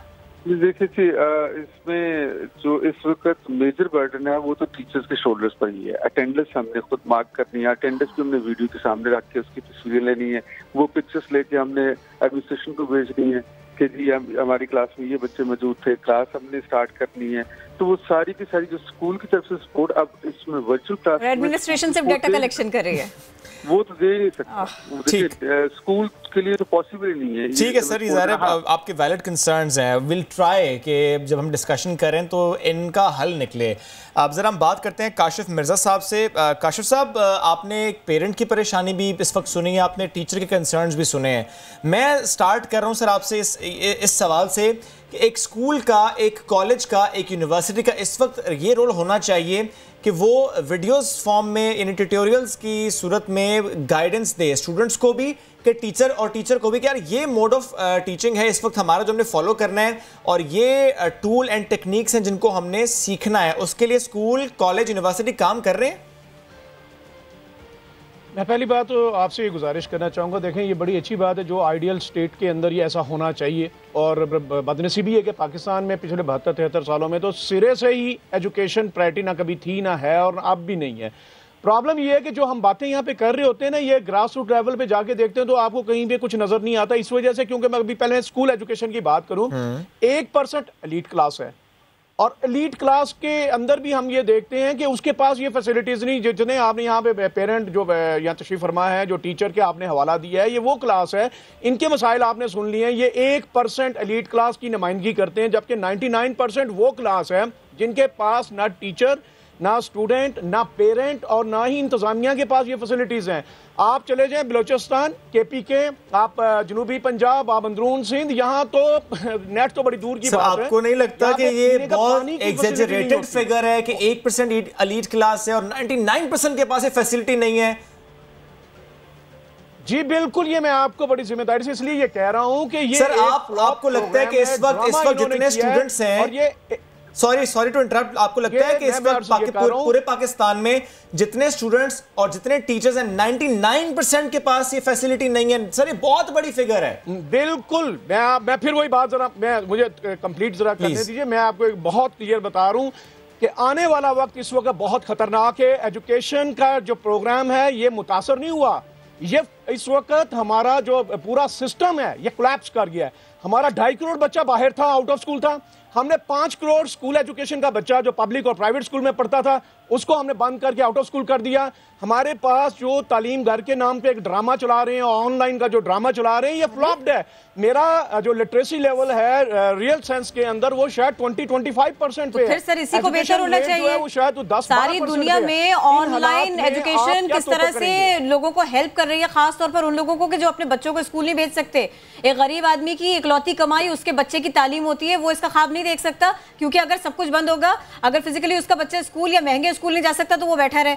आप इसी खित्ते में देख लीजिए सर, इश्तिहारात के जरिए अपने बच्चों को लोग पढ़ा रहे हैं, अपनी कौम के बच्चों को, और हम इसी के ऊपर परेशान है। एडमिनिस्ट्रेशन को बाकायदा झंझोड़ना पड़ रहा है स्कूल की। वो टीचर की आपने बात तो सुनी होगी, वो एक टीचर नहीं है सर, बहुत सारे लोग परेशान है। तो बेहतर ये नहीं होगा कि हम अपने सिस्टम को उसके मुताबिक से बनाएं? मैं आपको इससे भी आगे ज्यादा लेके चलना चाह रहा हूं। इस वक्त हालत ये हो गई है कि 2,07,000 जो आपके प्राइवेट स्कूल थे बंद है। 25A आर्टिकल जो 57% आबादी बढ़ी, 1,52,000 पब्लिक स्कूल से बंद होके 1,32,000। और ये जो तब्दीली आई है, इसने तो टोटल अदारे बंद करके 7.5 करोड़ बच्चा बाहर किया। सर, ये सिर्फ पाकिस्तान में तो नहीं हुआ, अभी आप ये बात कर रहे हैं, वजह से मुश्किल फैसले सिर्फ पाकिस्तान में तो नहीं हुए। इस वक्त यूनिवर्सिटीज के बच्चे जो हैं सड़कों पे आ गए हैं, जहां हायर एजुकेशन के ऊपर ये फैसिलिटी नहीं, तो आप स्कूल एजुकेशन में जहां पे तो क्लासरूम की जरूरत है। इंटरनेशनल लेवल पे भी अगर इतना ही अच्छा प्रोग्राम होता तो आपकी पहली चॉइस क्यों नहीं बन गया? वहां पे भी तालीमी अदारे क्यों उन्होंने बनाए? उन्होंने इस वक्त 207 कंट्रीज में 102 मुल्क थे जिनको ये जो कोरोना की वजह से उन्होंने स्कूल बंद किए, उनमें से भी 35-40 जो स्कूल्स कंट्रीज में खोल दिए गए, क्योंकि उनको पता है कि ठीक सर, ये तो एक सारे मामला है सर, दो बातें जो आप डायरेक्ट मेथड, कन्वेंशन मेथड, इसमें कोई शक नहीं है, वो ट्रेडिशनल मोड ऑफ टीचिंग था, उसका नेमल बदल ये ऑनलाइन नहीं हो सकता। That's absolutely right, but that's the need of the time कि एटलीस्ट थोड़ी सी सपोर्ट मिल जाए ऑनलाइन सिस्टम से। चलिए सर, मुझे एक और मामले पर आपसे बात करनी थी, क्योंकि ज़ाहिर है इस वक्त एक पेरेंट का कंसर्न ये है कि कोरोना ने हर शख्स को हिट किसी ना किसी तरीके से किया, उसकी इकोनॉमी को हिट किया है। ऐसे में जब बच्चा स्कूल जा नहीं रहा, उसका एक तालीमी जो निज़ाम था मुतासर हो चुका है, बट स्कूल वाले फीस तो सर हर मंथ ले रहे हैं। सर क्या होना चाहिए फिर? एक टीचर भी ये कहते हैं कि एडमिनिस्ट्रेटिव कॉस्ट कम हुई है। जी यहाँ पे भी फिर मैं वही बात कहूंगा, जो फीस कलेक्शन कर रहे हैं ना, ये वो एलीट क्लास स्कूल की एक बात आप करते हैं, जिनकी थ्रू जाती है बैंक चलान। बाकी जो स्कूल हैं हमारे तो पूरे, जब से ये कोरोना की वजह से है, बलोचिस्तान हमारा बंद है दिसंबर का, सिंध बंद है हमारा जो फेब का, और बाकी पाकिस्तान मार्च का। अब जो स्कूल जो बंद किए गए, इनको एडमिनिस्ट्रेटिव ऑफिस भी बंद करवाए गए। अब जब आपका एडमिनिस्ट्रेटिव ऑफिस बंद है, ना पेरेंट्स से राब्ता, ना टीचर से राब्ता, ना एडमिनिस्ट्रेटिव ऑफिसेस खुले हुए हैं, छोटे-छोटे स्कूल्स के भी व्हाट्सएप ग्रुप बने हुए हैं। 7 दिन में हमने कौन सी फीस कलेक्ट कर ली होगी?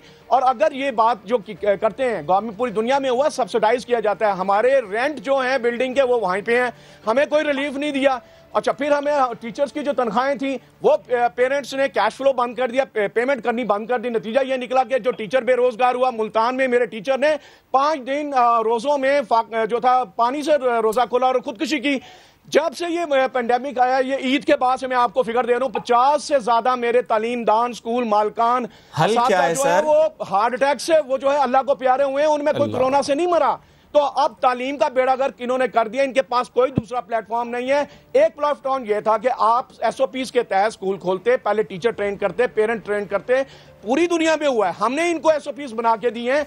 और एक बात मैं और फिगर करूं, WHO के मुताबिक पूरी दुनिया का यह फिगर है कि जो बच्चों का इम्यूनिटी सिस्टम है वो दी बेस्ट सिस्टम है। 36 लाख में से एक बच्चे का मुतासर होने का खतरा है। लिहाजा अगर आप इन चीजों पे आप साइंस, ये जो आप फैक्ट्स सामने लेकर आ रहे हैं सर, ये जाहिर है ये फैक्ट्स हर मुल्क के मुख्तलिफ हैं। हम उस बात पर अभी नहीं रिलाई कर सकते कि बच्चे मुतासिर नहीं होंगे। एक बच्चा कैरियर हो सकता है, स्कूल अगर मुतासिर हो भी रहे हैं ना, तो एक बात ज़हन में रख ले, वो घरों में मुतासिर हो रहे हैं, वो पार्क्स में हो रहे हैं, कम अज कम स्कूल को आप इल्जाम नहीं दे सकेंगे, क्योंकि हमारे तो स्कूलों में कोई बच्चा मुतासिर हुआ ही नहीं। दलील थी कि स्कूल में तो हुआ ही नहीं और हो ही नहीं सकता। हमारे ही माएं बहनें बेटियां हैं जो कि बच्चों को ट्रेन नहीं कर पाई, बाजारों में लेके गई, पार्क्स में, अभी इन्होंने पार्क्स खोले, मॉल्स खोले। बच्चे आप हमारी माओ बहनों बेटियों के साथ आप देख रहे हैं कौन से SOPs का ये ख्याल कर रहे हैं। ये फरमाइएगा, टीचर्स को तो फैसिलिटेट कर सकती है स्कूल इंतजामिया के थ्रू, तो ज्यादा बेहतर होता। टीचर एग्जॉस्ट हो जाते हैं बच्चों को पढ़ा के, ऑनलाइन दिक्कतों को झेल के, तो उनको तो फैसिलिटेट कर सकते हैं।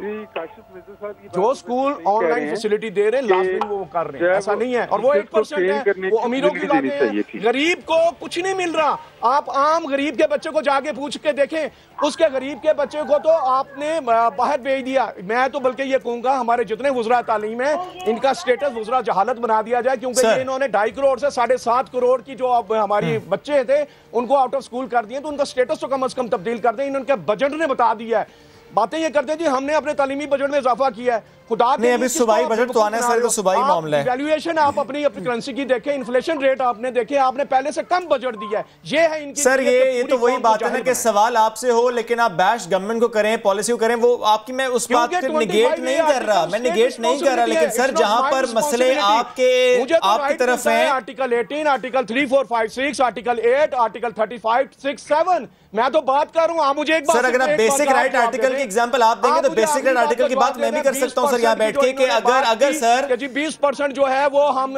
स्कूल में सर ठीक है, ये स्कूल तो कोई 20% नहीं कट करता। क्या गवर्नमेंट कॉलेज ने 20% अप्लाई किया? क्या गवर्नमेंट यूनिवर्सिटीज में 20% अप्लाई हुआ? सर आप अपनी बात करें सर, अपनी बात करें सर। और आपकी अगर बात करूं सर, मेरे पास ये ऑन रिकॉर्ड सिचुएशन ऐसी है कि जो ओ लेवल के टीचर्स हैं जिनका कॉन्ट्रैक्ट होता है, वो कॉन्ट्रैक्ट ए लेवल्स का कॉन्ट्रैक्ट जो होता है सर वो पहले खत्म कर दिया जाता है, मई में खत्म कर दिया जाता है, हालांकि वो 1 साल का होता है। फिर जून जुलाई छुट्टियों के बाद दोबारा से उनको हायर किया जाता है। सर ये इस्तेसाल होता आया है टीचर्स के का, कॉन्ट्रैक्ट के ऊपर कह देंगे तो 1% है। एक सिविल मैटर होता है, इसको देखा जाना चाहिए। इस्तेसाल चाहे टीचर का हो, किसी बच्चे का हो, स्कूल का हो, किसी का भी हम उसको कंडेम करेंगे। ठीक, पूरे पाकिस्तान में किसी का भी इस्तेसाल होता है हम उसको कंडेम करेंगे। हम इसको कंडेम करेंगे। लास्टली बता दें सर कि जाहिर है इस वक्त सर कॉस्ट, आप हम जो मसाइल बात करते हैं वो 1% मैं जो बात करूंगा वो 1% ही होगी आपकी नजर में सर। मैं जो सवाल करता हूं कहते हैं वो 1% है। बच्चे को आउट ऑफ स्कूल किया गया। मैं जो बात कर रहा हूं सर आप कह रहे हैं वो 1% है, वो 1% क्या कुछ है ही नहीं?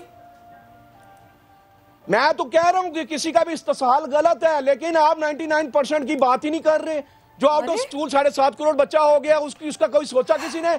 इनकी औलादों सर तो स्कूल वालों ने भी तो कुछ सोचना है सर, स्कूल वालों ने भी कुछ सोचना है कि एक वालिद जो पहले कमाता था उसकी सैलरी में कट लगा है, एक वालिद कमाता था उसकी जॉब चली गई है, वो फीस कैसे देगा? स्कूल वाले डिमांड करते हैं फीस दो, 100% दो, लेकिन रिस्पांसिबिलिटी है। स्कूल तो बंद कर दिया आपने, कम कर दिए उन्होंने, तो कर दी फैसिलिटेट आपको। स्टेट ने किया ना, तो स्टेट को पूछे तो और जो स्कूल की कॉस्ट कम हुई है उसका शेयर पेरेंट को नहीं जाएगा, उसका शेयर स्कूल ओनर को ही जाएगा, यही जाता रहेगा। के अंदर ये जो ड्रामा दे दिया है, ऑनलाइन ड्रामा दे दिया टीवी का, ये है उसने आपको दिया। अब तो वो कहेंगे जी हमने पूरा पाकिस्तान तालीम याफ्ता कर दिया। सर आप फिक्शन कहिए, ड्रामा कहिए, एक एफर्ट तो है और उसका इस्तेमाल भी बहुत अच्छा होता है। और अगर यही हालात रहे तो फिर एहसास प्रोग्राम की तरफ देखना पड़ेगा पेरेंट्स को कि फीस देनी है। बहुत शुक्रिया जी काशिफ मिर्जा साहब, आप हमारे साथ में मौजूद थे। पेरेंट्स की बात, टीचर्स की बात हमने आपके सामने रखी, स्टूडेंट्स की सोच क्या है वो भी हमने आपके सामने रखी। आज इस सिलसिले में हमने कोशिश की कि बात भी कर सकें,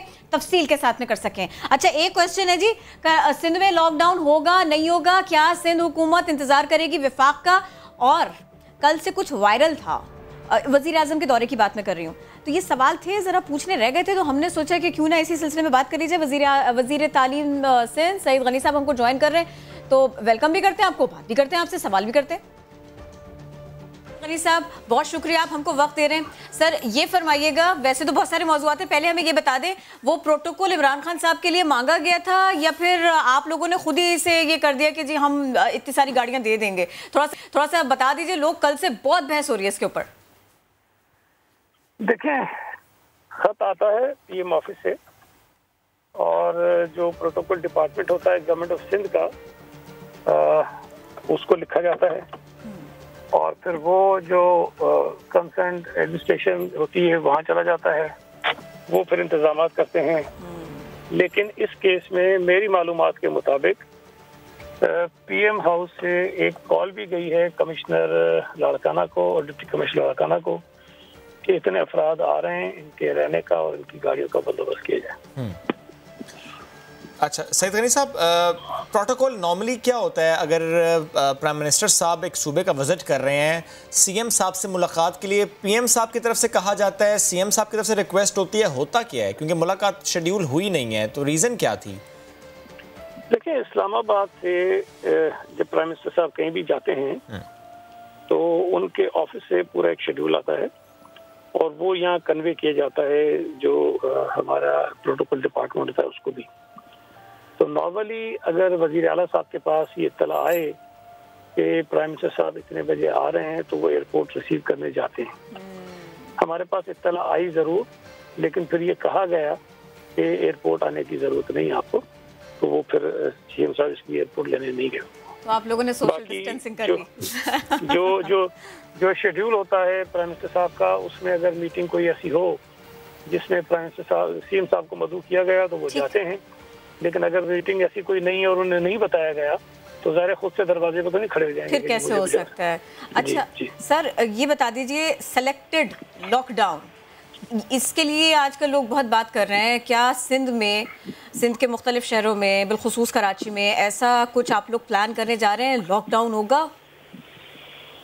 देखिए, सुप्रीम कोर्ट ने फैसला किया कि हर सूबाई हुकूमत वफाकी हुकूमत की जो फैसले हैं उस पर अमल दरामद करने की पाबंद है, और वफाकी हुकूमत जो भी फैसले कर रही है हम उसको पसंद करें ना करें, हम उस पर अमल दरामद कर रहे हैं। वो हामी है सिलेक्टेड लॉकडाउन के सर? अब जी, वो सिलेक्टेड, चूंकि वो सिलेक्शन का लफ्ज़ बहुत पसंद है इसलिए वो सिलेक्टेड उसके हामी है। लेकिन मेरा ज़ाती ख्याल ये है कि शायद इस किस्म के सिलेक्टेड लॉकडाउन जो होते हैं या हैंडसम लॉकडाउन जो होते हैं या स्मार्ट लॉकडाउन होते हैं, इन हालात में जिस हालत में इस वक्त हम पहुंच चुके हैं इसका कोई फायदा होने वाला नहीं। यानी कराची में लॉकडाउन नहीं होगा सर? नहीं, देखें, अगर फेडरल गवर्नमेंट ने ये डिसीजन किया है कि जी इस तरह हमने करना है तो शायद हम कर लें, लेकिन मैं आपको बता रहा हूँ कि मेरा ज़ाती ख्याल ये है, जितना मैं इस पूरे 3 महीने में समझ पाया हूँ चीज़ों को, ये कुछ डिफरेंट किस्म के हालात होते हैं जिसमें ये स्मार्ट या सिलेक्टेड लॉकडाउन काम आता है। इस वक्त जो हालात हमारे मुल्क के हैं, या खासतौर पर अगर हम कराची शहर की बात करें जहाँ नंबर ऑफ केसेस बहुत ज़्यादा बढ़ गए हैं, ये सिलेक्टेड लॉकडाउन इफेक्टिव नहीं हो सकता। यानी अब सिंध हुकूमत ऐसा कोई फैसला नहीं करेगी कराची को लेकर? जैसा भी वो चलता रहेगा सर, हम बात होती रहेंगी, लोग कोरोना पेशेंट बनते रहेंगे। अगर वफाकी हुकूमत ने कहा है कि सिलेक्टेड लॉकडाउन करना है तो हो सकता है कहीं कहीं हो जाए, लेकिन मैंने आपको कहा कि मेरा ज़ाती नुक्ता नज़र ये है कि इस किस्म के सिलेक्टेड लॉकडाउन का कोई इम्पैक्ट नहीं आएगा। जो मकासद हम हासिल करना चाहते हैं वो नहीं कर पाएंगे। सर, तो फिर कोरोना से कैसे लड़ेंगे? अगर हम ये नहीं करेंगे तो फिर आप लोग क्या करेंगे? देखें, सबसे बड़ी बदनसीबी हमारी ये है कि हमारे वजीर आज़म साहब ये समझने को तैयार नहीं है कि कोरोना से हमने लड़ना कैसे। मुझे तो हैरत होती है जब आप कौम को जाहिल कहते हैं और इस बुनियाद पर कहते हैं कि कौम समझ नहीं रही है, तो बड़ी बदनसीबी की बात है। सबसे पहले तो वज़ीर आज़म खुद ही समझ रहे हैं तो कौम को क्या समझाएंगे। ठीक, सईद गनी साहब शुक्रिया आप साथ मौजूद। और जिस तरह सईद गनी साहब ने कहा कि उनकी नज़र में इस लॉकडाउन का फ़ायदा होगा नहीं, लेकिन कुछ देर पहले नासिर हुसैन शाह साहब ने कहा था कि सिंध हुकूमत तैयार है लॉकडाउन करने के लिए, यानी कराची में लॉकडाउन हो सकता है, सिलेक्टिव लॉकडाउन हो सकता है। एनीवेज देखते हैं डिसीजन होता है क्या। होगी आपसे मुलाकात कल। अगर बाहर निकलें तो प्लीज़ प्लीज़ प्लीज़ बहुत ज़्यादा एहतियात के साथ। कल तक के लिए अल्लाह हाफ़िज़।